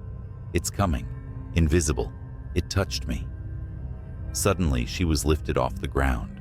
No hands, no wires, nothing. Just her body, rising like a marionette. Her feet dangled in the air as her screams turned to choking gasps. My instinct was to run to her, but my feet wouldn't move.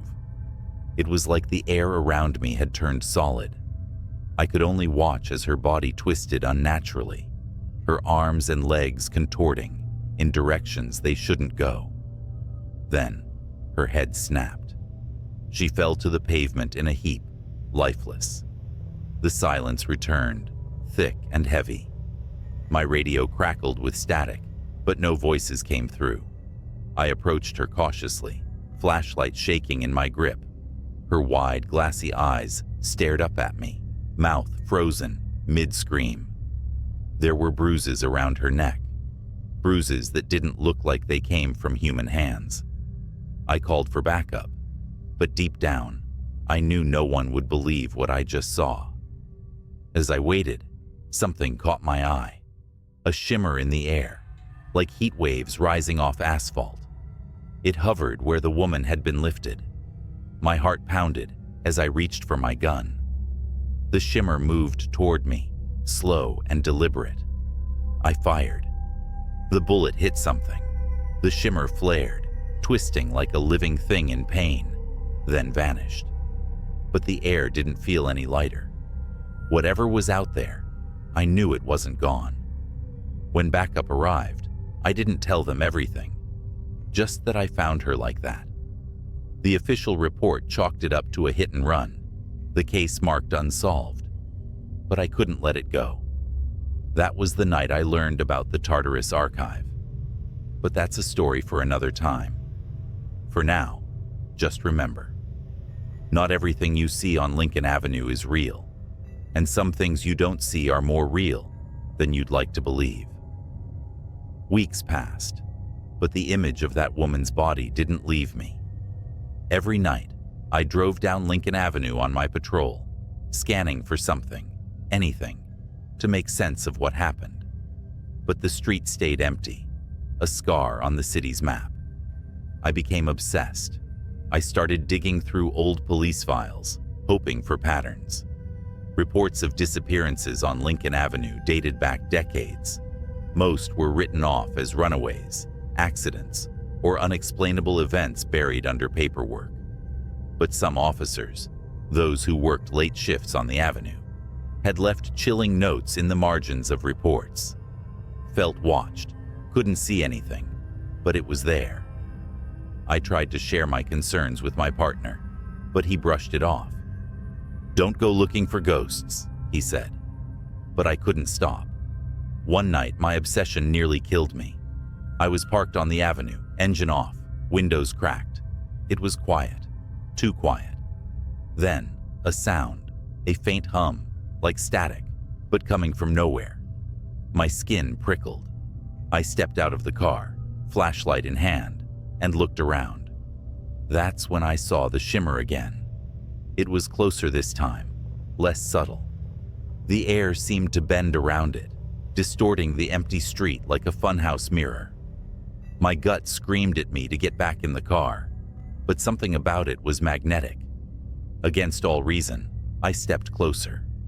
The shimmer moved. It was fast, darting down the street like a predator circling its prey. My flashlight flickered, then died. My gun felt useless in my holster. And then, I heard the whisper. "You shouldn't be here." It wasn't a voice, not exactly. It was in my head, but louder than my thoughts. I stumbled back, the whisper growing into a deafening roar. Shapes began to form in the shimmer, elongated limbs, hollow eyes, twisted mouths that didn't belong on any living creature. They flickered in and out of existence, like they couldn't fully cross into our reality. I ran. Back in the car, I threw it into drive and sped off. My radio crackled, voices cutting in and out. "Officer down on Lincoln Avenue." The voice wasn't mine. When I reported the incident, I was met with silence. My captain gave me a long, hard look, then dismissed me for the night. 2 days later, I was called into his office. He handed me a file labeled Classified Tartarus Division. Inside were grainy stills from security footage, the woman I'd seen that night, the shimmer, and other images, faces contorted in terror, bodies suspended in midair, shadows that didn't belong to anything human. He said only one thing: "You didn't see anything." I didn't sleep that night. Instead, I combed through the Tartarus file in secret. There were names of other officers, all with eerily similar accounts, all sworn to silence. A few had gone missing. That's when I found the recording. It was from a patrol car on Lincoln Avenue, time-stamped 5 years ago. The dash cam footage showed an empty street at first. Then, the shimmer appeared. The car's engine revved, but the officer never escaped. The shimmer enveloped the vehicle, and within seconds, the footage cut to static. The officer was never found. I requested a transfer the next day. Now, years later, I'm hundreds of miles away from Lincoln Avenue, but the whispers still haunt me. Sometimes when it's quiet, I'll hear the hum, faint but unmistakable. I've learned to ignore it.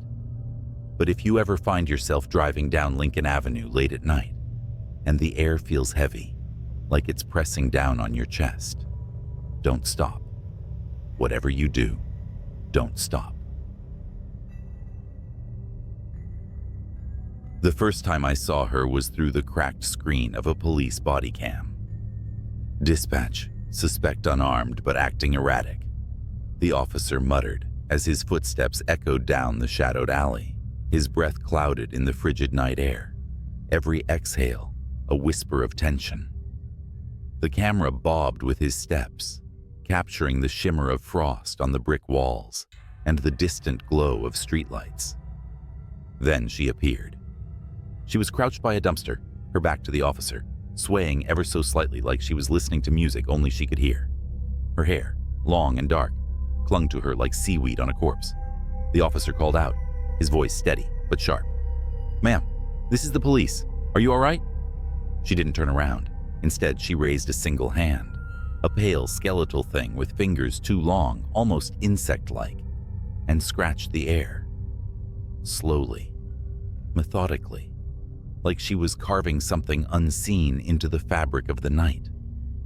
"Ma'am," the officer repeated, more urgent now.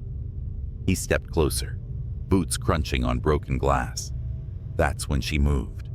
She didn't stand or turn around. She simply twisted. Her neck rotated far beyond what should have been possible, vertebrae cracking like dry twigs, until her face was staring back at the camera. Her eyes were enormous, hollow pits, swallowing the weak beam of the officer's flashlight. And her mouth, God, her mouth, stretched into a grin that could split a human skull. The body cam glitched. For a moment, the screen was static, the audio a shrill, grating scream. When the feed returned, the alley was empty. The woman was gone. "Officer Monroe, what's your status?" Dispatch buzzed, but Monroe wasn't responding. His body cam showed nothing but the open alley now, the flashlight beam trembling as it panned across damp brick walls. Then, with a wet, guttural crunch, the camera fell sideways. The last thing it captured before going dark was a streak of blood pooling into the frost. I shouldn't have seen that footage, but I did. And now she's found me. For 3 days after seeing that footage, I couldn't sleep. Every creak of my apartment, every shadow caught in the corner of my eye felt alive, as if it carried the echo of her grin. Monroe's body was never found. The official report chalked it up to gang violence in the area, but I knew better. That thing, whatever it was, had taken him. I work in law enforcement too, just not on the front lines.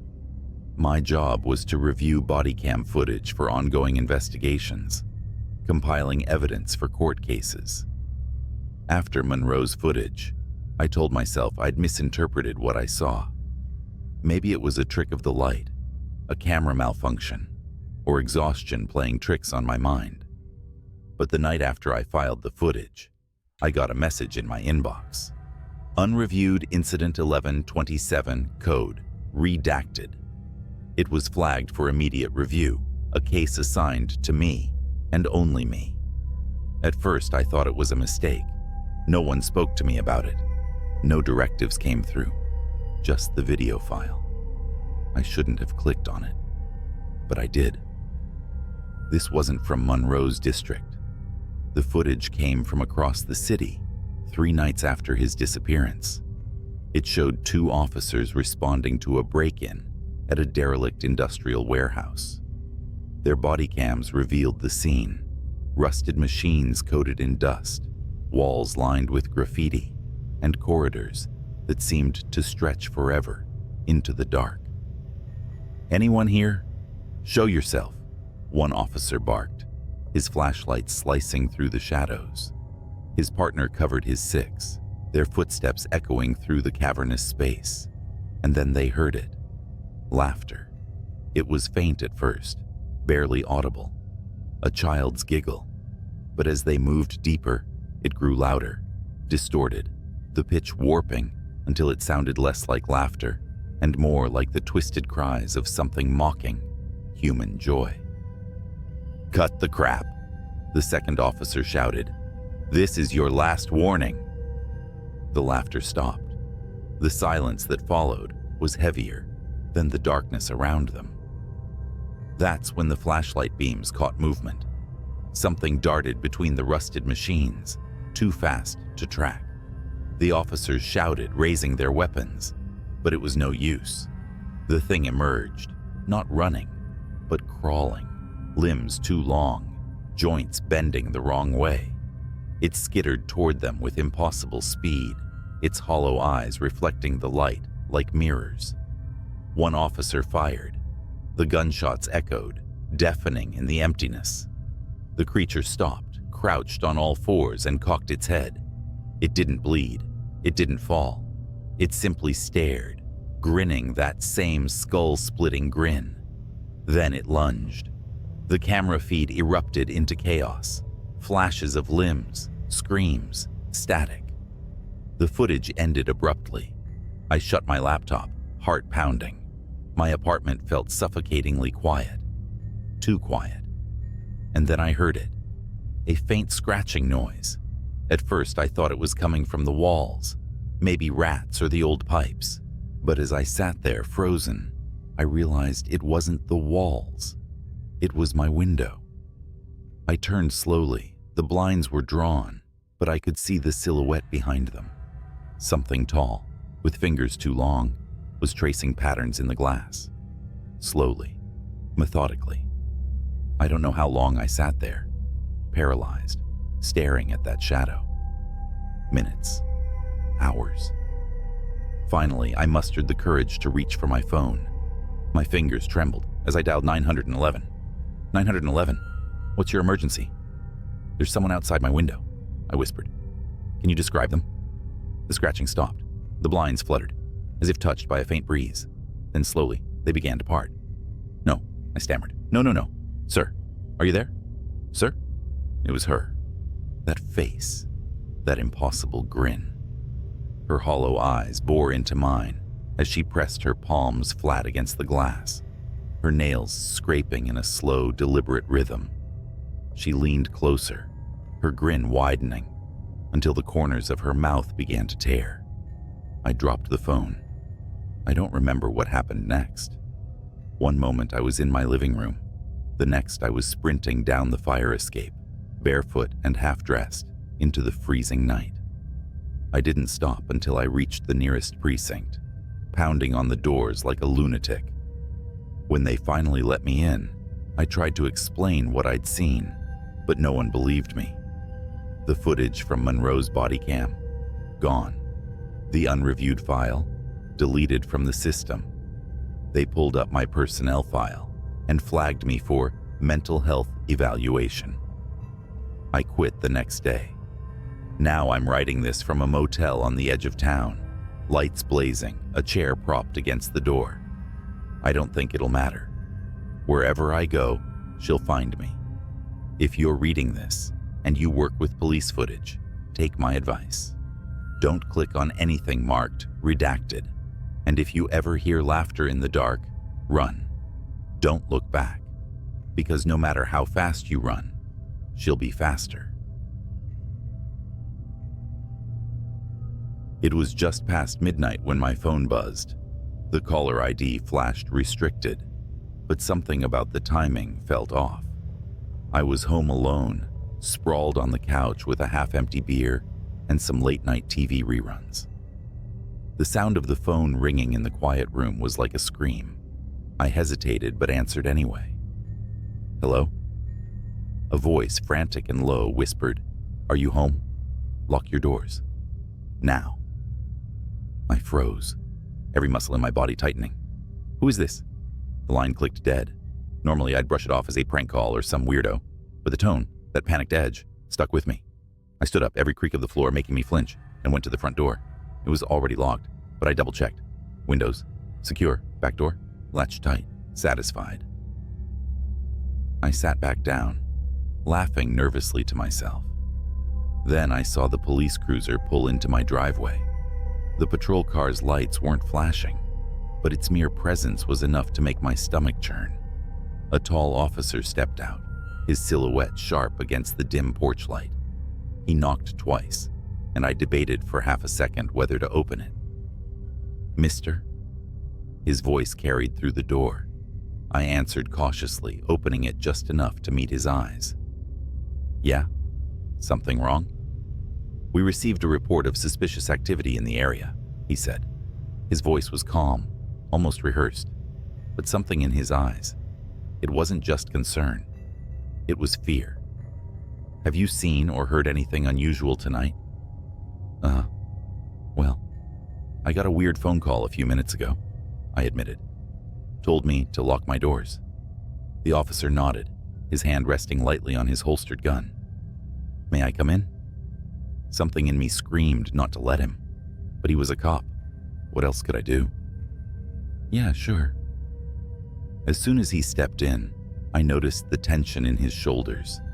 He was scanning the room like he expected someone or something to leap out at any moment. "What's this about?" I asked, trying to mask my growing unease. He hesitated, then motioned toward the living room. "Can we sit? I'll explain everything." We sat. He didn't take off his hat, didn't relax. Instead, he leaned forward, resting his elbows on his knees, and lowered his voice. "There's been an incident nearby. I need to ask, have you noticed anything strange in the past week? People following you? Strange vehicles parked outside?" My heart skipped a beat. "No, nothing like that. What kind of incident are we talking about?" He glanced toward the window, then back at me. "A break-in. But it's more complicated than that. The suspect might still be in the area." I felt the weight of his words settle like a lead blanket. Before I could press for details, the police radio clipped to his shoulder crackled to life. "Unit 47, report. Suspect confirmed near Elm and 3rd. Proceed with caution. All units advised." The officer shot up, his hand immediately gripping his gun. "Stay here," he ordered. "Lock the door behind me. Don't answer for anyone but the police." And just like that, he was gone, the red and blue glow of his cruiser fading down the street. I locked the door as he instructed, but the silence that followed was unbearable. That's when I noticed something. The basement door. It was slightly ajar. I stared at the basement door, my pulse roaring in my ears. I was sure I had closed it earlier. Positive. Every nerve in my body screamed for me to call the officer back, but my phone sat uselessly on the coffee table. I wasn't even sure I could move. Then came the sound. A soft, deliberate creak, like someone shifting their weight on the wooden basement steps. I backed away instinctively, eyes locked on the gap, where the door hung slightly open. The living room suddenly felt suffocating. Every shadow stretched longer, every sound amplified. I grabbed the nearest thing resembling a weapon, a heavy floor lamp, and inched closer to the door. "Hello?" My voice barely broke a whisper. Idiotic. As if I wanted a reply. The silence was deafening. Then came a slow, scraping noise, like metal dragging against the wall. My heart felt like it was trying to escape my chest. "Look," I stammered. "I don't know who's down there, but the cops are already here. They're coming back any second." Nothing. And then, almost imperceptibly, I saw it. A flash of movement low to the ground, at the edge of the basement's shadows. I stepped back, holding the lamp like a bat, and shouted, "I'm armed. Come out now." The basement door slammed shut. Hard. I stumbled backward, my breath coming in shallow gasps. I didn't have time to think. My brain screamed run, but my legs wouldn't cooperate. Then the floor lamp's light flickered and died, plunging the room into a thick, oppressive darkness. And that's when the doorknob started to turn. The logical part of my brain was gone, overtaken by pure primal fear. I bolted for the kitchen, skidding on the tile as I grabbed the biggest knife I could find. The house was silent again. But I knew I wasn't alone. I tried to force my trembling fingers to dial 911, But the phone buzzed with a new notification. A single text message. Get out. The number was restricted. As if on cue, the basement door creaked open. Heavy, deliberate footsteps echoed on the stairs. I pressed myself against the far wall of the kitchen, knife in hand, when I saw him step into view. It wasn't the cop. The man was tall and wiry, his face obscured by some kind of crude mask, a burlap sack with slits for eyes. He held a crowbar in one hand, tapping it rhythmically against the wall as he stepped into the living room. "You're making this harder than it needs to be," he rasped, his voice low and gravelly. "Come out now, and I'll make it quick." I froze, barely breathing, as he scanned the room. His head tilted, and he sniffed the air like a predator. Then he turned, heading for the hallway that led to the kitchen. I wasn't going to wait for him to find me. As soon as his back was turned, I bolted. I sprinted through the side door into the yard, knife still clutched in my hand. The cold air hit me like a slap, but I didn't stop. I ran toward the street, praying the officer's cruiser would still be close. Instead, I saw two figures standing in the shadows near the curb. "Help!" I screamed, desperate, running toward them. They stepped into the light. It was the officer. But standing next to him was another man, wearing a matching police uniform. Same height, same build, same badge. My brain struggled to process it, and before I could stop myself, I blurted, "What?" The officer I'd let into my house earlier raised his gun. "On the ground, now." I didn't move. Couldn't. The other officer, the real one, looked just as confused as I felt. He put a hand on his holster, his expression sharp. "What's going on here?" The man with the gun didn't answer. His eyes darted toward the house, and for a fraction of a second, I saw it. The tiniest shift in his demeanor. Panic. He wasn't a cop. "Drop the gun," the second officer barked, stepping forward. And then, chaos. The fake cop turned and bolted, disappearing into the dark. The real officer chased him, shouting into his radio for backup. I stood there trembling, clutching my knife, trying to make sense of what had just happened. Behind me, from the open basement door, came a low, guttural laugh. I didn't wait. I ran. The real police arrived minutes later. They searched the house, the basement, the yard, but whoever or whatever had been there was gone. No fingerprints, no sign of forced entry. Nothing. The officer who'd chased the imposter returned, his face pale. He told me the man had vanished into the woods, leaving behind a discarded mask and the empty shell of a police cruiser. "That guy in your house?" the officer said, his voice grave. "He's been posing as law enforcement for months, breaking in, stalking people. You're lucky to be alive." Lucky. That word stuck with me. I moved out of that house the next day, left the city altogether. But every night I still wake up in a cold sweat, hearing the creak of the basement stairs. And sometimes, when my phone buzzes in the dark, I still see those words, "Get out."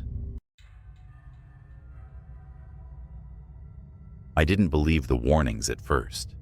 I mean, who listens to whispers about a desolate highway anyway? But this wasn't just any road. It was Ridgeway Stretch, a winding path through the middle of nowhere. My night shift had just ended, and my brain was buzzing too much for a straight route home. Something about the idea of open roads under a pitch-black sky seemed soothing. I should have stayed on the main road. It started harmless enough. The hum of my car, the faint rhythm of late-night radio, and the vast emptiness stretching ahead. But something felt off. The moon, which had been full and bright, vanished behind clouds, plunging the world into a darkness so thick my headlights barely made a dent. Then I saw it. A figure on the side of the road, just standing there. I slowed down, debating whether to stop. They didn't wave, didn't move, just stood still like they were carved out of the darkness itself. Something about the way they leaned slightly forward felt wrong, like gravity was holding them in place unnaturally. My instinct screamed, "Keep driving." So I did. But as my car rolled past, the headlights flickered, and I swear I saw the figure twist its head to watch me. Only there were no eyes, just hollow pits. My chest tightened, and I floored the gas pedal. The car roared forward, the speedometer climbing past 70, but I couldn't shake the feeling that something was following me. The road felt endless, curving in ways it hadn't before, twisting like a serpent. My GPS blinked out, replacing my destination with static. That's when the radio crackled to life. A voice, low and distorted, seeped through the speakers. "You shouldn't have ignored me." I nearly swerved off the road as the voice hissed through the car's speakers. My heart pounded so hard, it felt like it was rattling my ribs. The radio wasn't even turned on. I'd switched it off minutes ago, fed up with static. But here it was, alive and taunting me. I tried to laugh it off, convincing myself it was just my mind playing tricks. Long shift, dark road, adrenaline. Classic ingredients for a good scare. That's all it was. At least, that's what I told myself until my headlights caught movement up ahead. Something darted across the road, low and fast, like an animal. I slammed the brakes hard, skidding to a stop. The silence afterward was deafening. My car idled in the middle of the stretch, headlights illuminating nothing but empty asphalt and the distant shimmer of mist. Then came the sound, a soft, rhythmic tapping. It wasn't coming from outside, it was coming from above. I froze, staring at the roof of the car. The tapping grew louder, sharper, like nails scratching at metal. My breath hitched as I glanced at the rearview mirror. The interior was pitch black, but for a moment, I thought I saw movement behind me, a subtle shift of a shadow that shouldn't have been there. Gripping the wheel tighter, I slammed the car into gear and sped off. The tapping stopped instantly, but the relief didn't last. My phone buzzed on the passenger seat. It was a text from a number I didn't recognize. Look in the mirror. I didn't want to. God help me, I didn't want to. But my eyes betrayed me, flickering up to the rear view. The shadow was back, but now it had form. A figure hunched low, its head almost brushing the roof. I couldn't make out its face, but I could feel it staring at me, the weight of its presence pressing down on my chest. "No," I whispered, shaking my head, as if denying it could make it disappear. My foot pressed harder on the gas. The engine whined, the car shuddering as it hit 90, then 100. The road narrowed, trees closing in like a tunnel, their branches clawing at the sides of my car. The figure didn't move. It just sat there, its presence growing heavier with each passing second. Then, in a voice that sounded like rusted metal scraping glass, it whispered, "You can't outrun it." I screamed, swerving wildly. The car clipped something, a signpost or maybe a guardrail, and spun out. Time slowed as the world flipped. Metal groaned, glass shattered, and for a horrifying moment, I thought I was going to die. But I didn't. When the car finally stopped rolling, I was upside down, hanging by the seatbelt. Blood dripped from a gash on my forehead, my breaths shallow and rapid. The silence was suffocating. I fumbled with the buckle, crashing down onto the cracked windshield. Every muscle in my body screamed as I crawled out of the wreckage. The night was eerily calm. My car lay in a mangled heap, steam hissing from the engine. The road was gone. I wasn't on Ridgeway Stretch anymore. I wasn't anywhere. Around me was an endless expanse of fog, shifting like it was alive. Then I heard it, the crunch of footsteps on gravel. Slow, deliberate, growing closer. I turned, my legs trembling, and saw the figure emerge from the mist. It was tall and impossibly thin, its limbs too long, its head cocked at an unnatural angle. "What do you want?" I screamed, backing away. It didn't answer. Instead, it reached out with a hand that wasn't a hand. It was more like a claw, made of shadows. And then, it spoke. "You left the road. Now you belong to me." I woke up in my bed, gasping for air, drenched in sweat. The clock read 7:06 a.m. The morning sun filtered through the blinds, warm and familiar. It was just a nightmare, a terrible, vivid nightmare. But as I sat up, my body aching, I realized something was wrong. The clothes I was wearing were the same ones from the night before, torn and stained with blood. My car keys were still in my pocket, sticky with grime, and etched into the palm of my hand, as if burned there, were 3 words: "Don't come back." I haven't driven at night since, and if you're ever tempted to take Ridgeway Stretch for a shortcut, let me save you the trouble. Whatever's out there, it doesn't like visitors. The highway was empty, except for my old sedan cutting through the cold, humid night. The yellow lines on the asphalt blurred as I sped up, my fingers tightening on the steering wheel. Every so often, my headlights would catch the silhouette of a road sign or an old skeletal tree, their shadows stretching and shrinking across the cracked pavement. I shouldn't have taken that detour. It started as a routine trip home. Work had bled into the late hours, and I'd left the office with nothing on my mind but getting back to bed. The regular route was closed, some roadwork or an accident. I didn't pay attention. My GPS offered an alternative, a back road that wound through what looked like endless farmland and forest. At first, the dark quiet was soothing, almost peaceful. But then I noticed something unsettling, a shape in the rearview mirror, a light, faint at first, blinking intermittently far behind me. I slowed down, expecting it to vanish like a trick of the eye, but it didn't. It grew stronger, steadier, a single glaring white orb bouncing over the road, speeding closer. At the next intersection, I turned off without hesitation, tires screeching against the asphalt. The road narrowed, trees crowding in on either side, and the light disappeared. I let out a shaky breath. Probably just another driver, I told myself. A farmer or a trucker, out late. That's when the radio crackled. It was off. I was sure of it. Off and silent, like it had been all night. But now it hissed, faint voices slipping in and out of static. I glanced at the dashboard, confused, and almost didn't notice the figure in the road until it was too late. It appeared so suddenly, my chest tightened.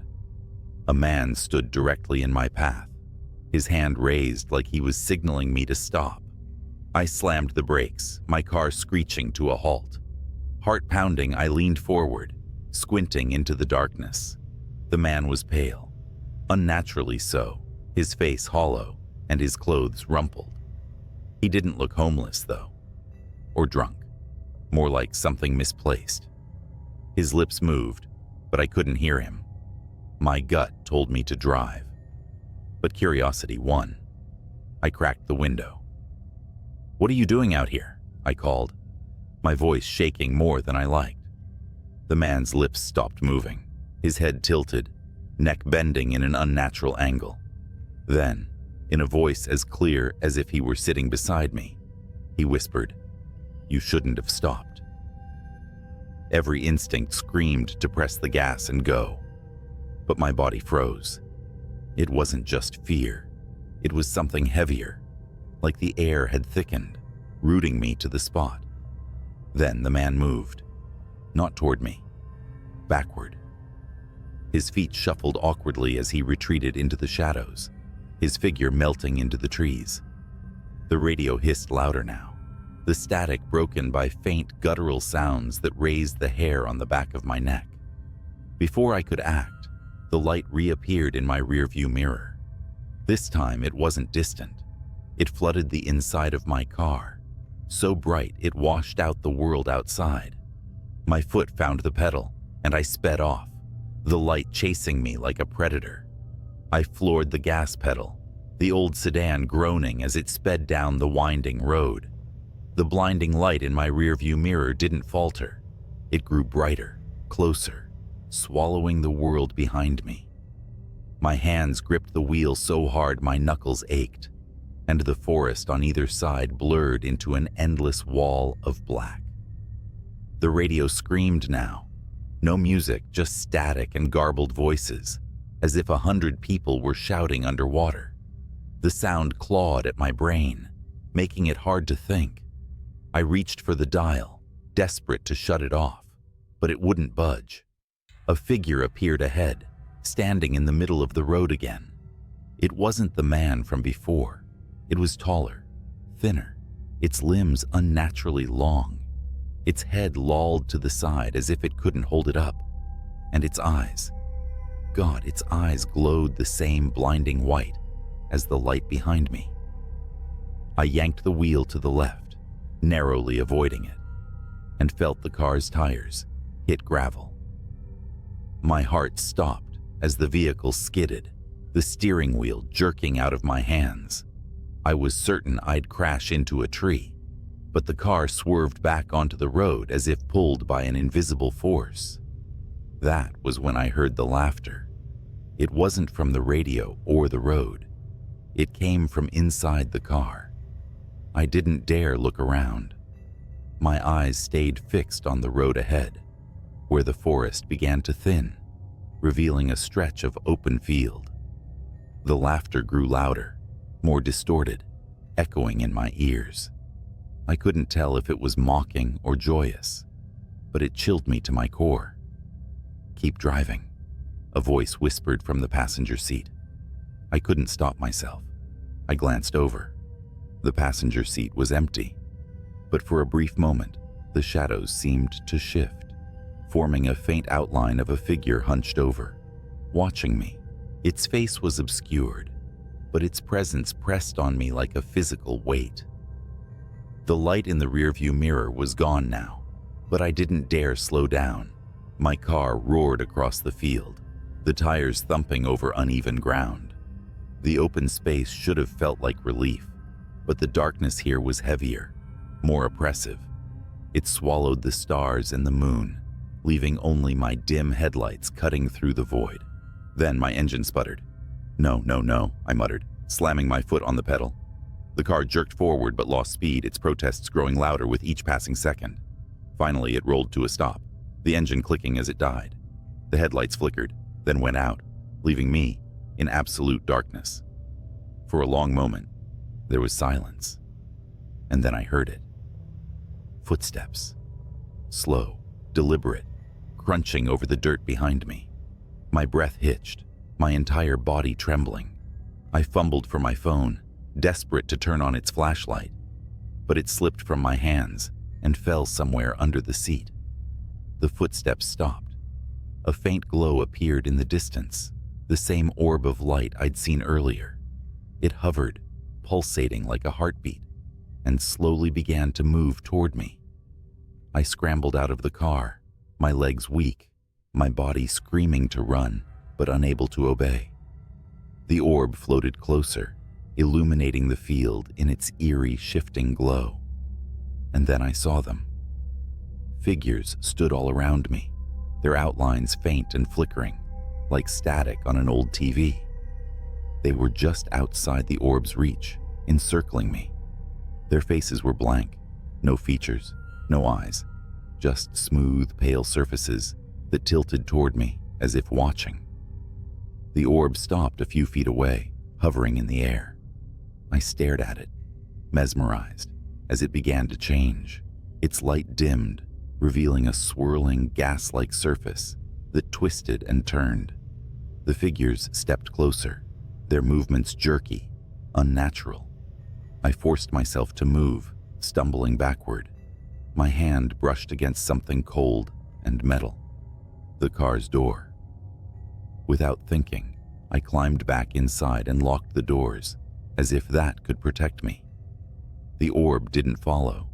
Instead, it began to stretch and shift, forming a long, thin shape that resembled an arm. The limb extended toward the car, its fingers tapping gently on the windshield. Tap, tap, tap. The radio crackled to life again, this time with a single clear voice. Run. The orb exploded in a blinding flash of light, and I screamed, shielding my eyes. When I dared to look again, the figures were gone. The field was empty, silent, except for the faint hum of my engine sputtering back to life. I didn't question it.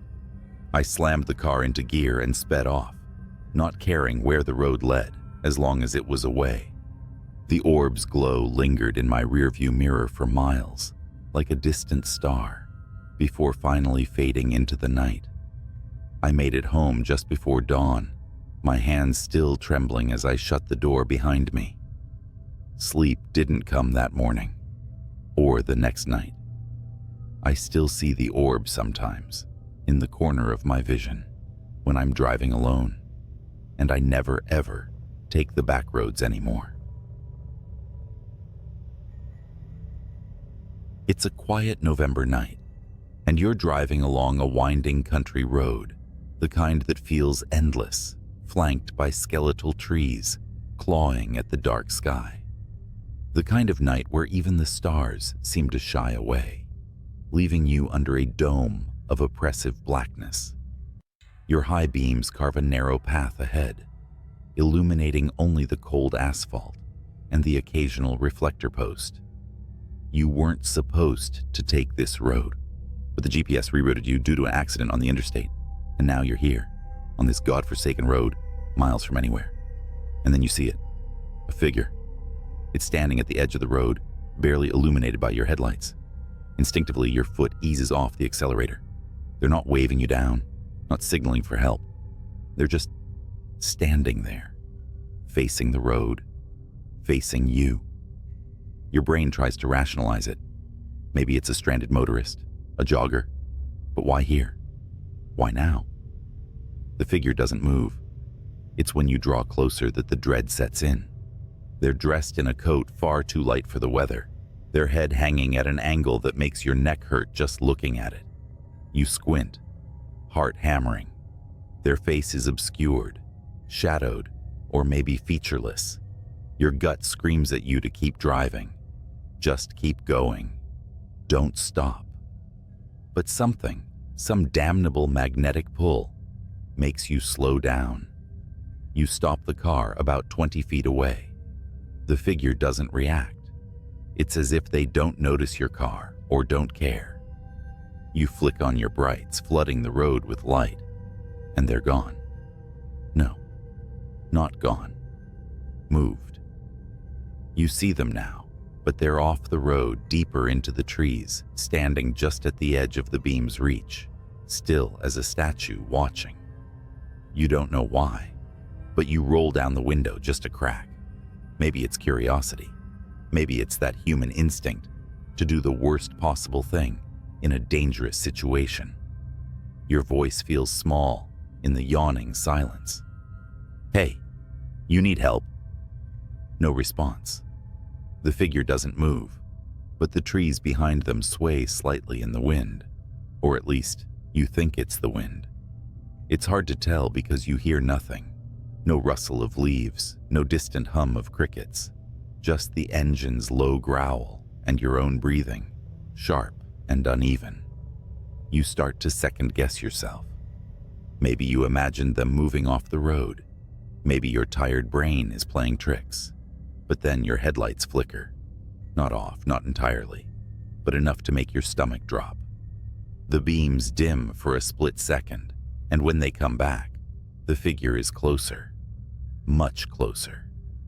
They're at the edge of the ditch now, their face, or the void where their face should be, angled directly at you.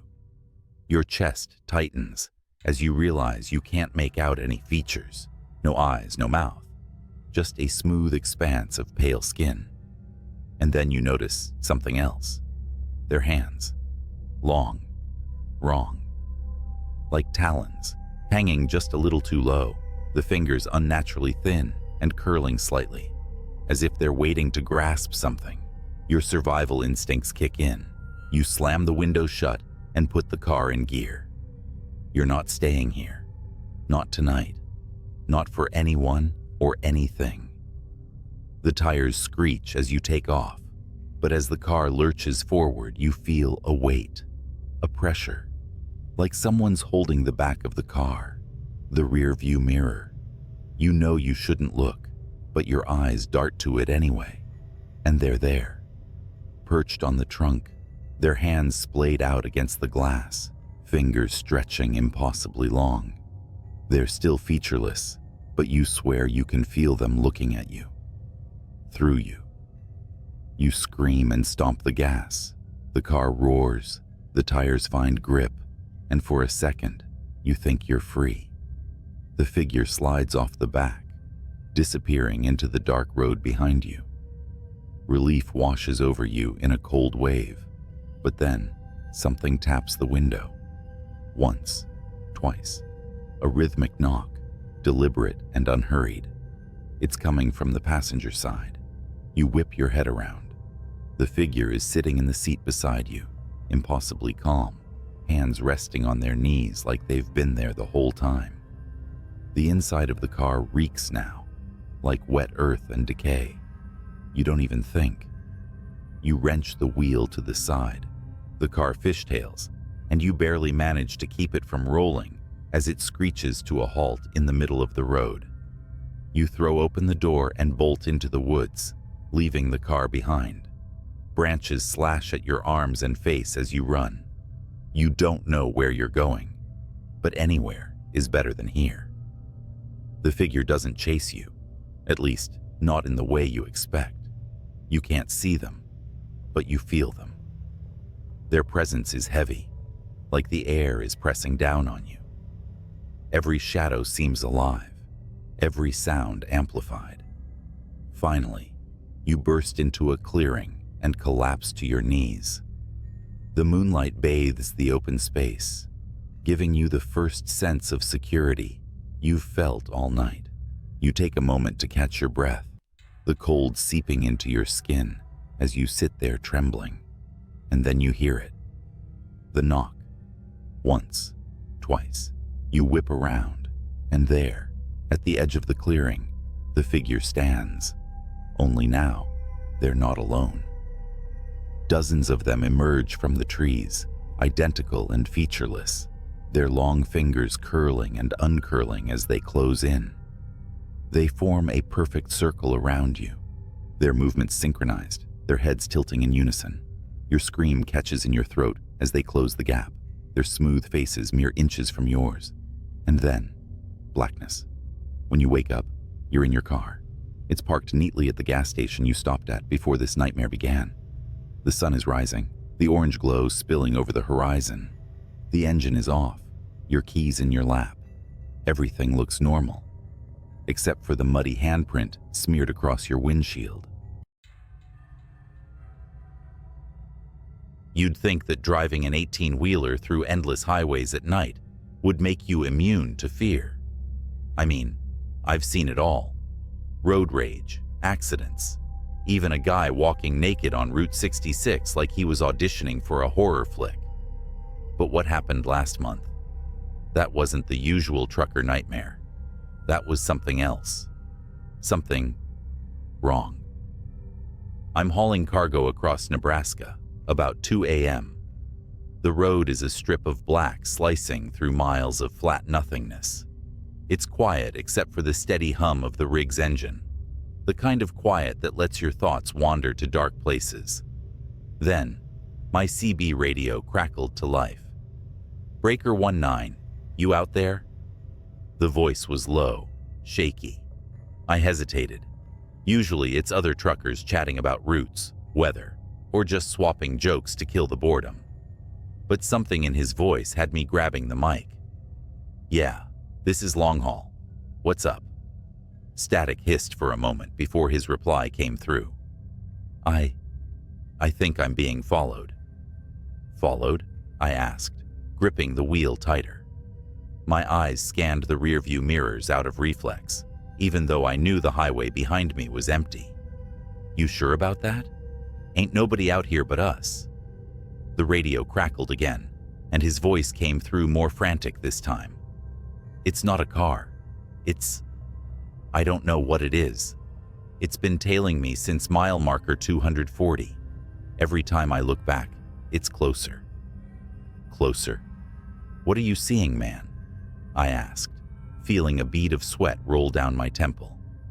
Nebraska highways don't exactly have streetlights, and whatever he was dealing with was probably some stray animal or a trick of the dark. He didn't answer right away. Instead, there was a long pause, filled only with static, before he finally whispered, "Eyes." "Eyes?" I repeated, my stomach tightening. "Yeah," he said, his voice trembling.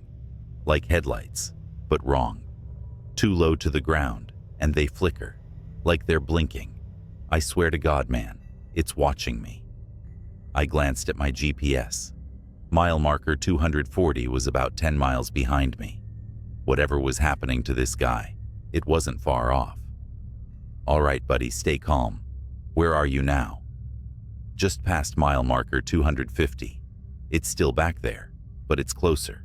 I can feel it." His voice cracked, and for the first time, I heard real terror in his words. This wasn't just highway paranoia. He truly believed something was after him. "Listen," I said, trying to keep my voice steady. "There's a rest stop at 255. Bright lights, other truckers. Head there, and I'll meet you." "No," he snapped, almost yelling. "It won't let me stop. Every time I slow down, it gets closer. I can hear it, like claws scraping the pavement." My blood ran cold. I turned on my high beams, as if that would somehow protect me. "What's your rig?" I asked. "I'll look for you on the road." "Freightliner Cascadia. White cab, red trailer," he muttered. "But I don't think you'll make it in time." Then the radio went dead. I grabbed the mic again. "Breaker 19, you there? Talk to me." Static hissed in response. My heart pounded as I pushed the accelerator, the engine growling as the truck surged forward. I was determined to catch up to him, or at least see what the hell was going on. At mile marker 252, I spotted him. A white Freightliner with a red trailer barreled down the highway ahead of me, swerving erratically. His brake lights flickered, as though he was trying to stop, but couldn't. Then I saw them. Eyes. Two faint yellowish glows, low to the ground, darting in and out of the darkness behind his trailer. They weren't headlights. They were alive. "Jesus Christ," I whispered, my palms slick against the steering wheel. The glowing orbs moved like they were studying him, stalking him. Then, they shifted focus. To me. I felt my chest tighten as the eyes blinked, slowly, deliberately, and locked onto my truck. Suddenly, the Freightliner veered off the road, its horn blaring in a panicked howl. It disappeared into the cornfields, leaving me alone with whatever had been chasing it. The glowing eyes began to speed up, closing the distance between us. I floored it. My rig groaned under the strain, the speedometer climbing past limits I knew weren't safe for a truck this size. But the eyes kept up, growing brighter, hungrier. The road ahead blurred as adrenaline coursed through me. Then I heard it, a scraping, like metal on asphalt. It wasn't coming from my rig. It was coming from underneath it. My radio came back to life with an ear-splitting burst of static. A voice came through, distorted and guttural, nothing like the man I'd been speaking to earlier. "You can't outrun it." The sound of claws raked across my trailer, and I felt the whole truck shudder. I gritted my teeth, swerving wildly to shake whatever was beneath me. The weight shifted, and I nearly lost control, the trailer fishtailing dangerously close to the edge of the road. Up ahead, the rest stop appeared like a beacon of hope, its floodlights cutting through the darkness. I didn't slow down. I couldn't. The eyes vanished just as I burst into the parking lot, skidding to a halt amid a few other rigs. My hands trembled as I killed the engine and jumped out of the cab. Nothing. No glowing eyes. No claws. Just the hum of fluorescent lights and the distant chirp of crickets. Other truckers looked at me like I was crazy as I inspected the underside of my truck.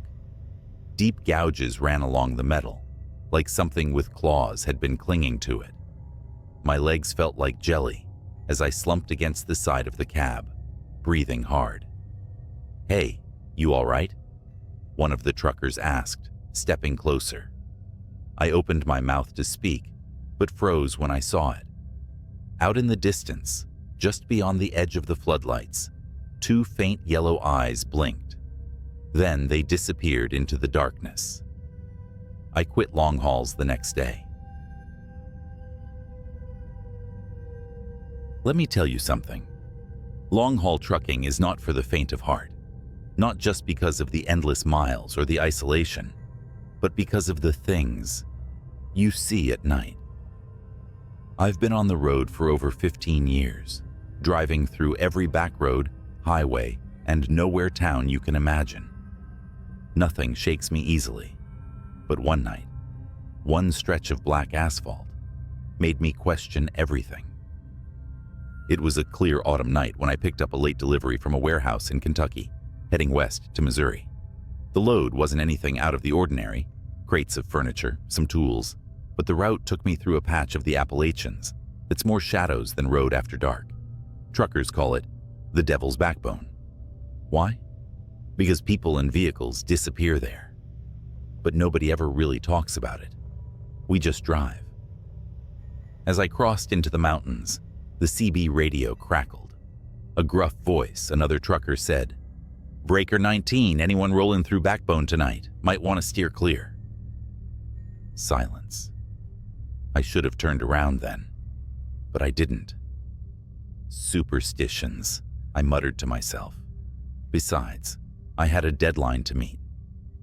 An hour later, the road narrowed. The moonlight barely penetrated the thick trees overhead. My headlights fought against the ink-like darkness. The forest leaned too close, like it was watching. Then it happened. Out of nowhere, a shape darted into the road. I slammed on the brakes, my trailer screeching and groaning behind me. The truck stopped inches from what looked like a deer? No, not a deer. It was too tall, too thin. The thing turned its head toward me, and I swear its face wasn't right. Black eyes, like a doll's eyes, and its mouth, jagged like it had too many teeth. It tilted its head almost curiously before lurching away into the woods. My hands gripped the wheel, knuckles white. My instincts screamed to keep driving, but my engine stalled. That's when I saw the scratches. 3 deep parallel gashes raked across my hood. Fresh, the kind no animal leaves behind. The CB buzzed again, but it wasn't static this time. A low growl came through, like an animal, or a man imitating one. "Still rolling, driver?" A voice rasped, half laughing, half snarling. I was about to radio back, demand who it was, but the air in the cab grew cold. Breath fogged in front of me, though my heater was blasting full, and the forest, so loud with crickets and wind minutes before, had gone dead silent. Then came the footsteps. Heavy, slow, something big, something deliberate. I refused to look out the window, but in my mirror, I saw the outline of something. Something tall, too tall. It stood just beyond the reach of my brake lights, watching. A gut instinct I'd never felt before screamed at me to stay in the cab. The truck finally roared back to life. I floored it, the trailer swaying as I tore through the twists and turns. The further I got, the more the feeling of being hunted lessened. But it wasn't over. 30 miles later, I pulled into a rest stop, one of those desolate lots with a vending machine and a flickering light. Another rig was parked there, engine off, but no driver in sight. I stepped out, my boots crunching gravel, and checked my hood. Those gashes, they weren't just scratches anymore. They were smoking, smoldering like they'd been branded into the metal. And then, from the woods beside the lot, came a laugh. Not a man's laugh, not a child's laugh. It was distorted, like a tape player chewing on a bad recording. The hairs on my arms stood on end. "Driver," the same voice from the CB crooned, but this time it wasn't over the radio. It was in the air, behind me. I spun around, but no one was there. Just my truck, just the woods. But deep in those trees, I swear, I saw eyes. Not two, dozens, blinking in unison. I didn't stay to find out what they belonged to. I climbed back into my rig, locked the doors, and drove until dawn. When I finally reached Missouri, the scratches on my hood were gone, replaced by pristine metal, like nothing had ever happened. But I know what I saw. And every time I pass through Appalachia, I see those same blinking eyes in my nightmares. If you're driving through the Devil's Backbone, keep your eyes forward, your windows shut, and don't stop for anything. A week passed, but the shadows of that night followed me. Truck stops felt quieter than usual, the roads darker, and the CB radio, even when silent, felt ominous. The scratches may have disappeared from my truck, but the memory of them burned in my mind. And then, the real nightmare began. My next haul was a routine trip, heading south toward Alabama, a midnight run. As always, I preferred driving at night. Less traffic, more peace. But peace was the last thing I found. It started with my GPS going haywire. One moment it showed a straight route. The next, my truck icon spun wildly, as if I'd veered off-road. I checked my map, recalibrated, and pushed on. That's when I noticed something. The mile markers weren't right. Each marker was different. One read 142, then the next said 666. I laughed it off, thinking I was seeing things. But the markers grew stranger. End, turn back, and one that simply read run. The rational part of me fought to dismiss it, a prank, bad lighting, or exhaustion. But deep down, I knew better. And then I saw the rig. It was pulled over on the shoulder, headlights blazing. The truck looked abandoned, door swinging gently in the breeze. I slowed, radioing out of habit. "Breaker 19, you need a hand, driver." Static. The closer I got, the more I noticed something wasn't right. The rig's cab was empty, but the trailer doors hung open, swaying like something or someone had forced them apart. What stopped me cold was the graffiti scrawled across the trailer in thick black letters. "Nothing leaves." I slammed the accelerator. My rig roared forward, the abandoned truck disappearing in my mirror. About 10 minutes later, my CB crackled. "You left something behind, driver." A voice whispered, raspy and wet, like someone speaking underwater. "Who is this?" I snapped, my voice shaking. Silence. Then another sound, a scraping, like nails on metal. My stomach dropped as I realized it wasn't coming from the CB. It was coming from the trailer. Whatever it was, it had hitched a ride. My headlights caught a curve in the road ahead, forcing me to slow down. The scraping grew louder, more frantic, as if whatever was back there knew I was easing up. I gripped the wheel, heart pounding, until I couldn't take it anymore. I pulled over, leaving the engine running, and grabbed my flashlight.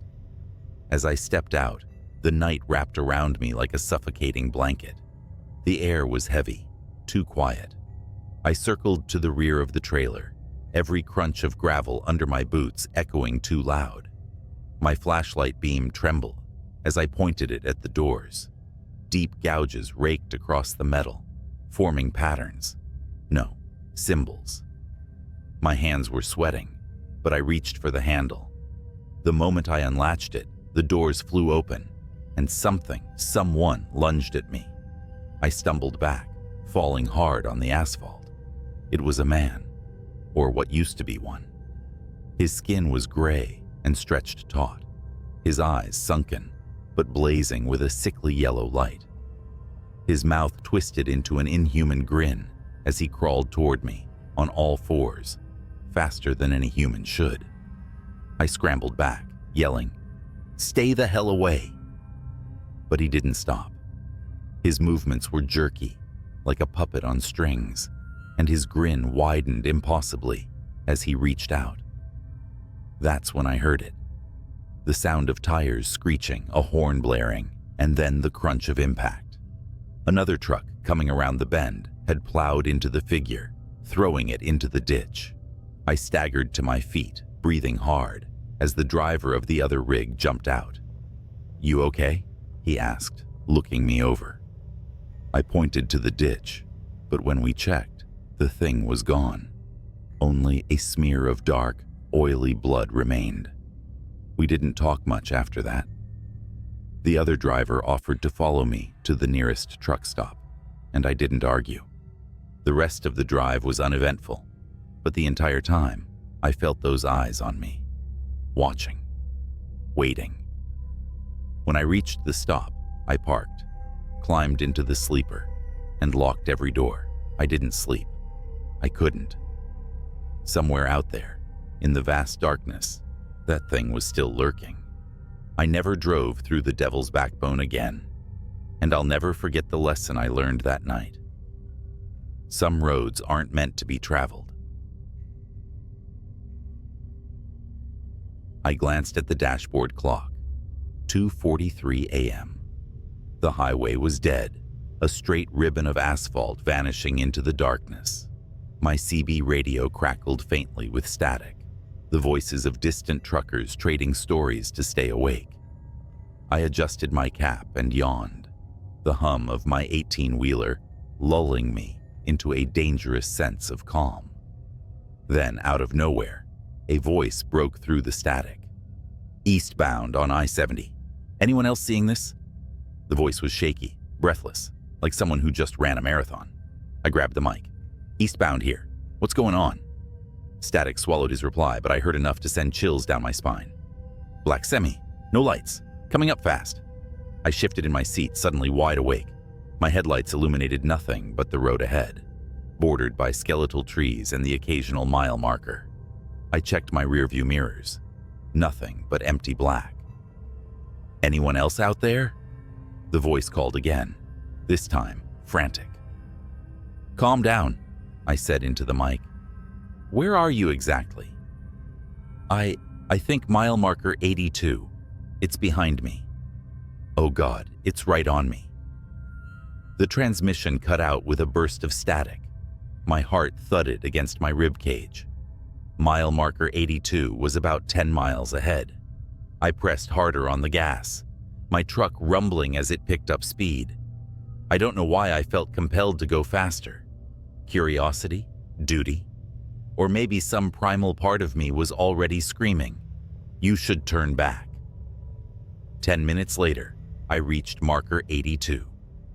The asphalt gleamed under my headlights, but the road ahead was empty. I slowed down, gripping the wheel tighter. My CB buzzed again, but it was faint this time, almost garbled. "Don't stop." The message made my skin crawl.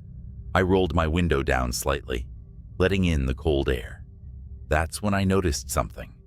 The faint sound of a horn, long and mournful, echoing in the distance.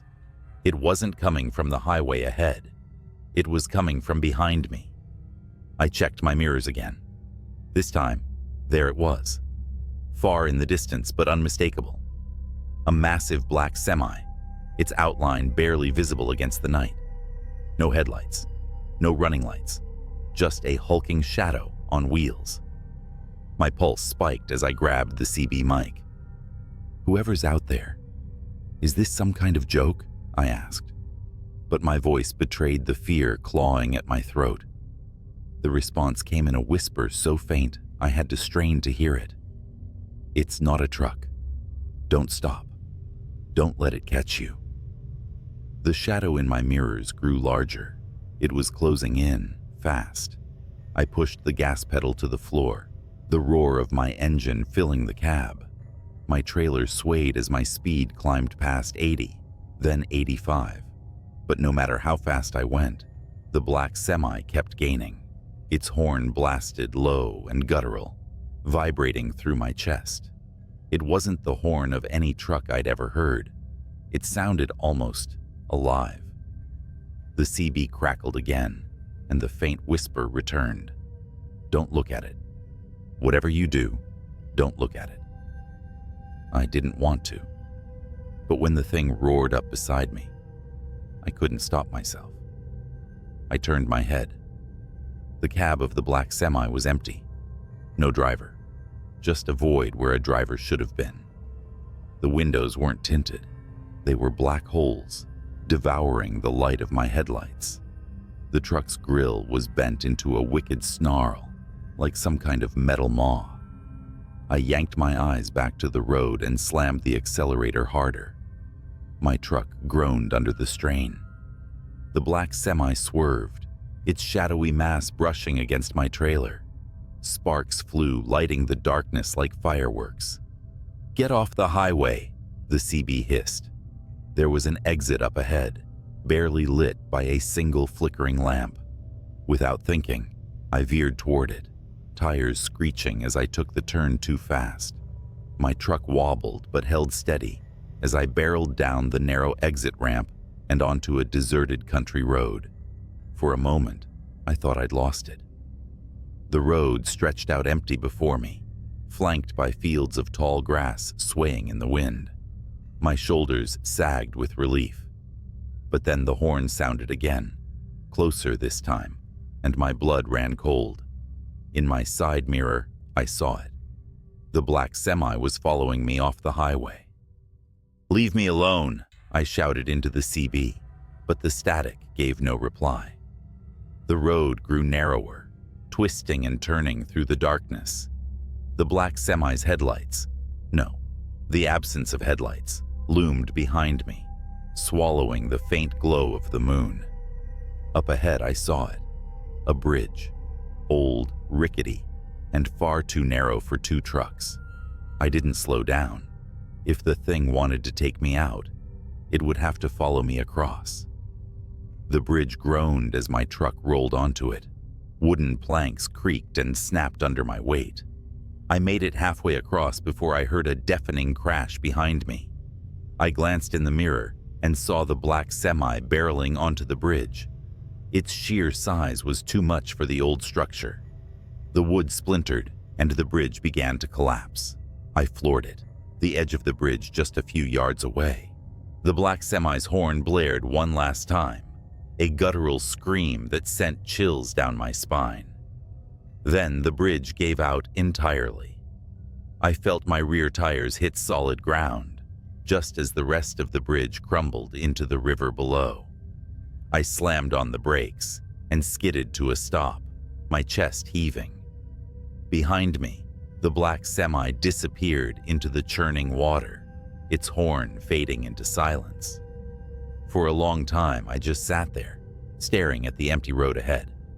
The CB crackled once more, a final whisper cutting through the static. "You made it, but it'll be back." I never took that route again. Hell, I've never driven at night since. Whatever that thing was, it wasn't a truck. And if it ever comes for you, don't stop. Don't look at it, just run.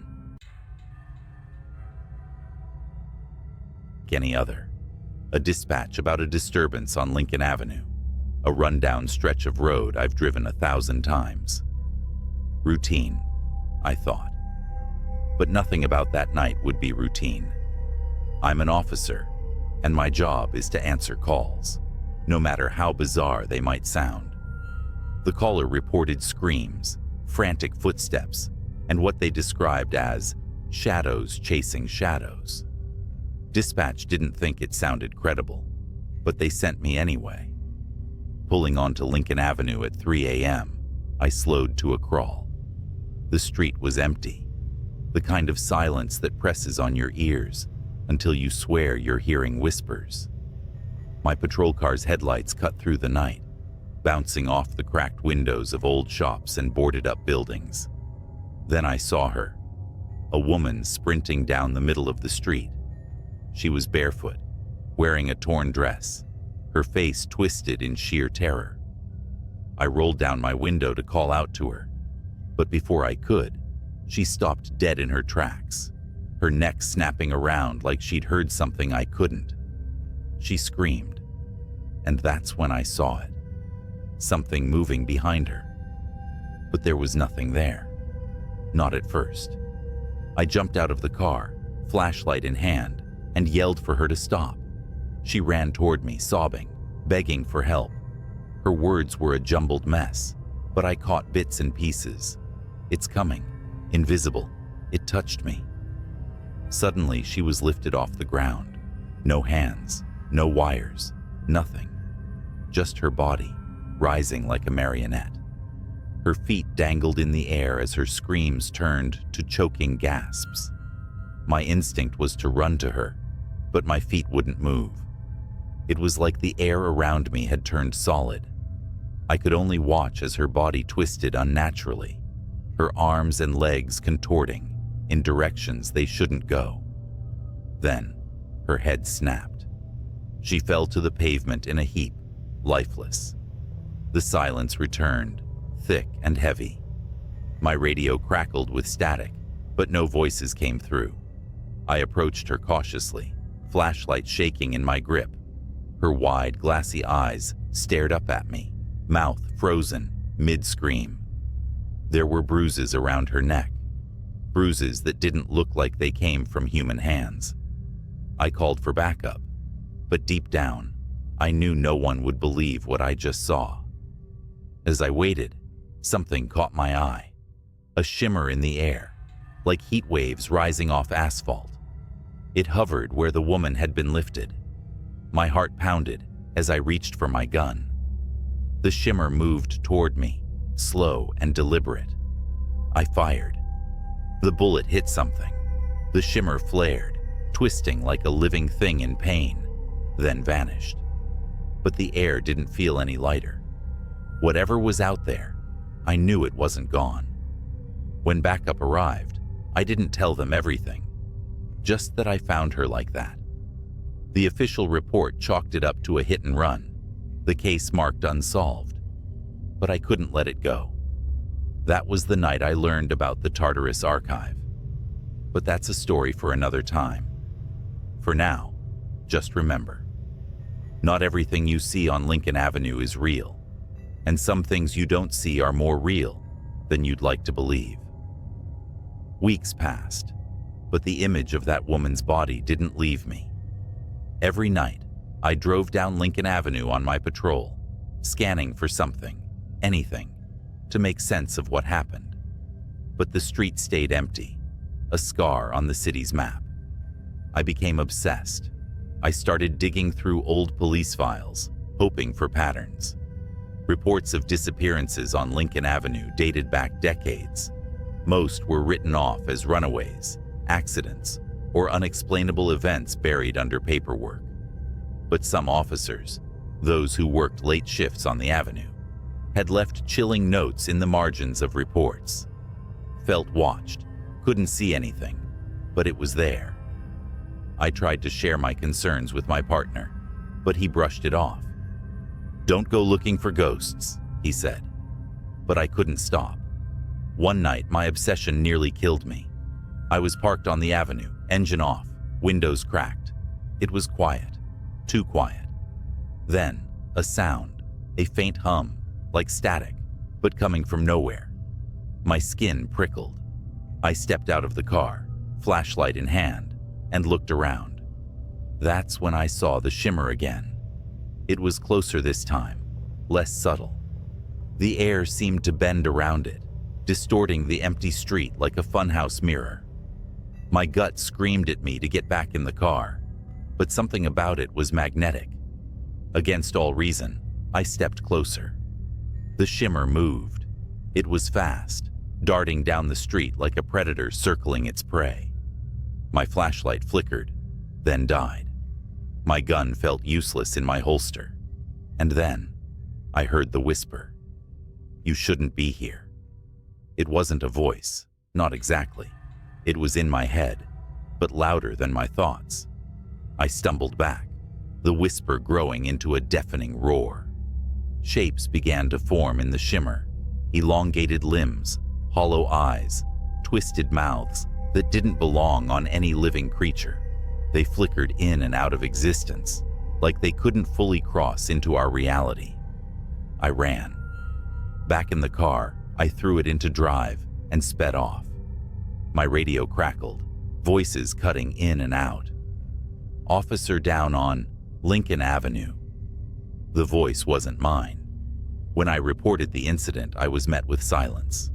My captain gave me a long, hard look, then dismissed me for the night. 2 days later, I was called into his office. He handed me a file labeled Classified Tartarus Division.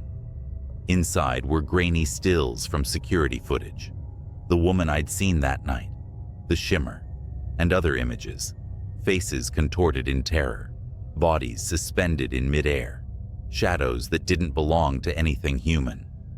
He said only one thing: "You didn't see anything." I didn't sleep that night. Instead, I combed through the Tartarus file in secret. There were names of other officers, all with eerily similar accounts, all sworn to silence.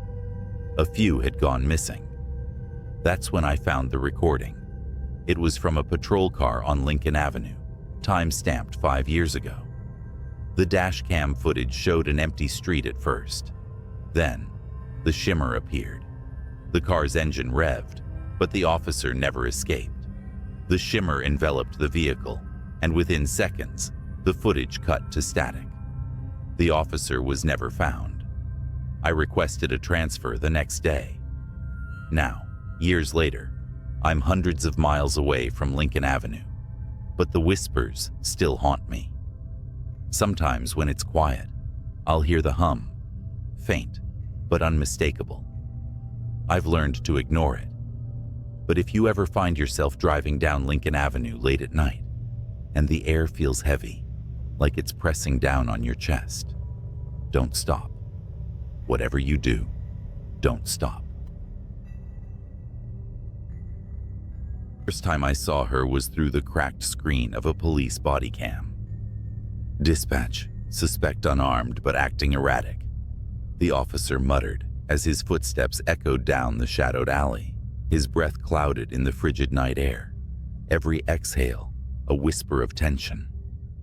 The camera bobbed with his steps, capturing the shimmer of frost on the brick walls and the distant glow of streetlights. Then she appeared. She was crouched by a dumpster, her back to the officer, swaying ever so slightly like she was listening to music only she could hear. Her hair, long and dark, clung to her like seaweed on a corpse. The officer called out, his voice steady but sharp. "Ma'am, this is the police. Are you all right?" She didn't turn around. Instead, she raised a single hand, a pale skeletal thing with fingers too long, almost insect-like, and scratched the air.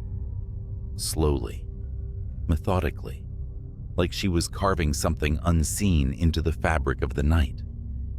"Ma'am," the officer repeated, more urgent now. He stepped closer, boots crunching on broken glass. That's when she moved. She didn't stand or turn around. She simply twisted. Her neck rotated far beyond what should have been possible, vertebrae cracking like dry twigs, until her face was staring back at the camera. Her eyes were enormous, hollow pits, swallowing the weak beam of the officer's flashlight. And her mouth, God, her mouth, stretched into a grin that could split a human skull. The body cam glitched. For a moment, the screen was static, the audio a shrill, grating scream. When the feed returned, the alley was empty. The woman was gone. "Officer Monroe, what's your status?" Dispatch buzzed, but Monroe wasn't responding. His body cam showed nothing but the open alley now. the flashlight beam trembling as it panned across damp brick walls. Then, with a wet, guttural crunch, the camera fell sideways. The last thing it captured before going dark was a streak of blood pooling into the frost. I shouldn't have seen that footage, but I did. And now she's found me. For 3 days after seeing that footage, I couldn't sleep. Every creak of my apartment, every shadow caught in the corner of my eye felt alive, as if it carried the echo of her grin. Monroe's body was never found. The official report chalked it up to gang violence in the area, but I knew better. That thing, whatever it was, had taken him. I work in law enforcement too, just not on the front lines. My job was to review body cam footage for ongoing investigations, compiling evidence for court cases. After Monroe's footage, I told myself I'd misinterpreted what I saw. Maybe it was a trick of the light, a camera malfunction, or exhaustion playing tricks on my mind. But the night after I filed the footage, I got a message in my inbox. Unreviewed Incident 1127 code, redacted. It was flagged for immediate review, a case assigned to me, and only me. At first, I thought it was a mistake. No one spoke to me about it. No directives came through, just the video file. I shouldn't have clicked on it, but I did. This wasn't from Monroe's district. The footage came from across the city, 3 nights after his disappearance. It showed 2 officers responding to a break-in at a derelict industrial warehouse. Their body cams revealed the scene: rusted machines coated in dust, walls lined with graffiti, and corridors that seemed to stretch forever into the dark. "Anyone here? Show yourself," one officer barked, his flashlight slicing through the shadows. His partner covered his 6, their footsteps echoing through the cavernous space. And then they heard it. Laughter. It was faint at first, barely audible. A child's giggle. But as they moved deeper, it grew louder, distorted, the pitch warping until it sounded less like laughter and more like the twisted cries of something mocking human joy. "Cut the crap," the second officer shouted. "This is your last warning." The laughter stopped. The silence that followed was heavier than the darkness around them. That's when the flashlight beams caught movement. Something darted between the rusted machines, too fast to track. The officers shouted, raising their weapons, but it was no use. The thing emerged, not running, but crawling, limbs too long, joints bending the wrong way. It skittered toward them with impossible speed, its hollow eyes reflecting the light like mirrors. One officer fired. The gunshots echoed, deafening in the emptiness. The creature stopped, crouched on all fours, and cocked its head. It didn't bleed. It didn't fall. It simply stared, grinning that same skull-splitting grin. Then it lunged. The camera feed erupted into chaos. Flashes of limbs, screams, static. The footage ended abruptly. I shut my laptop, heart pounding. My apartment felt suffocatingly quiet. Too quiet. And then I heard it. A faint scratching noise. At first I thought it was coming from the walls, maybe rats or the old pipes. But as I sat there frozen, I realized it wasn't the walls. It was my window. I turned slowly. The blinds were drawn, but I could see the silhouette behind them. Something tall, with fingers too long, was tracing patterns in the glass. Slowly, methodically. I don't know how long I sat there, paralyzed, staring at that shadow. Minutes. Hours. Finally, I mustered the courage to reach for my phone. My fingers trembled as I dialed 911. 911? What's your emergency? "There's someone outside my window," I whispered. "Can you describe them?" The scratching stopped. The blinds fluttered, as if touched by a faint breeze. Then slowly, they began to part. "No," I stammered. No. Sir, are you there? Sir?" It was her. That face, that impossible grin. Her hollow eyes bore into mine as she pressed her palms flat against the glass, her nails scraping in a slow, deliberate rhythm. She leaned closer, her grin widening, until the corners of her mouth began to tear. I dropped the phone. I don't remember what happened next. One moment I was in my living room. The next I was sprinting down the fire escape, barefoot and half-dressed, into the freezing night. I didn't stop until I reached the nearest precinct, pounding on the doors like a lunatic. When they finally let me in, I tried to explain what I'd seen, but no one believed me. The footage from Monroe's body cam, gone. The unreviewed file, deleted from the system. They pulled up my personnel file and flagged me for mental health evaluation. I quit the next day. Now I'm writing this from a motel on the edge of town, lights blazing, a chair propped against the door. I don't think it'll matter. Wherever I go, she'll find me. If you're reading this and you work with police footage, take my advice. Don't click on anything marked redacted.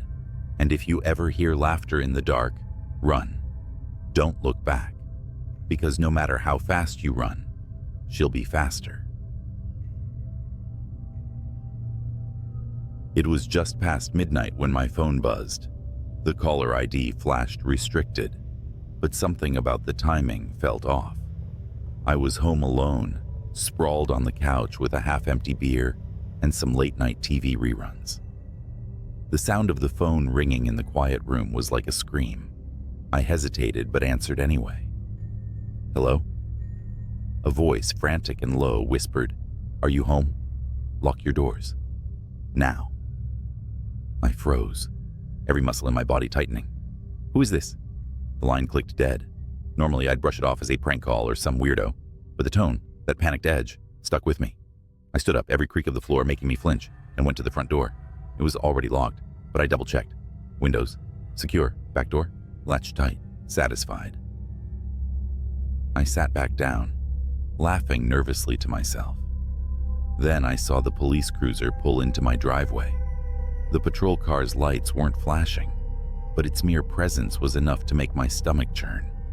A tall officer stepped out, his silhouette sharp against the dim porch light. He knocked twice, and I debated for half a second whether to open it. "Mister?" His voice carried through the door.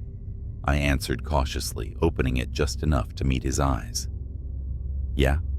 Something wrong?" "We received a report of suspicious activity in the area," he said.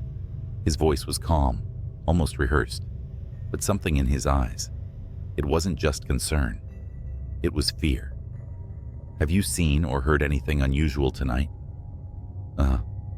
Well, I got a weird phone call a few minutes ago," I admitted. "Told me to lock my doors." The officer nodded, his hand resting lightly on his holstered gun. "May I come in?" Something in me screamed not to let him, but he was a cop. What else could I do? "Yeah, sure." As soon as he stepped in, I noticed the tension in his shoulders. He was scanning the room like he expected someone or something to leap out at any moment. "What's this about?" I asked, trying to mask my growing unease. He hesitated, then motioned toward the living room. "Can we sit? I'll explain everything." We sat. He didn't take off his hat, didn't relax. Instead, he leaned forward, resting his elbows on his knees, and lowered his voice. "There's been an incident nearby. I need to ask. Have you noticed anything strange in the past week? People following you? Strange vehicles parked outside?" My heart skipped a beat. "No, nothing like that. What kind of incident are we talking about?" He glanced toward the window, then back at me. "A break-in. But it's more complicated than that. The suspect might still be in the area." I felt the weight of his words settle like a lead blanket. Before I could press for details, the police radio clipped to his shoulder crackled to life. "Unit 47, report. Suspect confirmed near Elm and 3rd. Proceed with caution. All units advised. The officer shot up, his hand immediately gripping his gun. Stay here, he ordered. Lock the door behind me. Don't answer for anyone but the police. And just like that, he was gone, the red and blue glow of his cruiser fading down the street. I locked the door as he instructed, but the silence that followed was unbearable. That's when I noticed something. The basement door, it was slightly ajar. I stared at the basement door, my pulse roaring in my ears. I was sure I had closed it earlier. Positive. Every nerve in my body screamed for me to call the officer back, but my phone sat uselessly on the coffee table. I wasn't even sure I could move. Then came the sound. A soft, deliberate creak, like someone shifting their weight on the wooden basement steps. I backed away instinctively, eyes locked on the gap where the door hung slightly open. The living room suddenly felt suffocating. Every shadow stretched longer, every sound amplified. I grabbed the nearest thing resembling a weapon, a heavy floor lamp, and inched closer to the door. Hello? My voice barely broke a whisper. Idiotic. As if I wanted a reply. The silence was deafening. Then came a slow, scraping noise, like metal dragging against the wall. My heart felt like it was trying to escape my chest.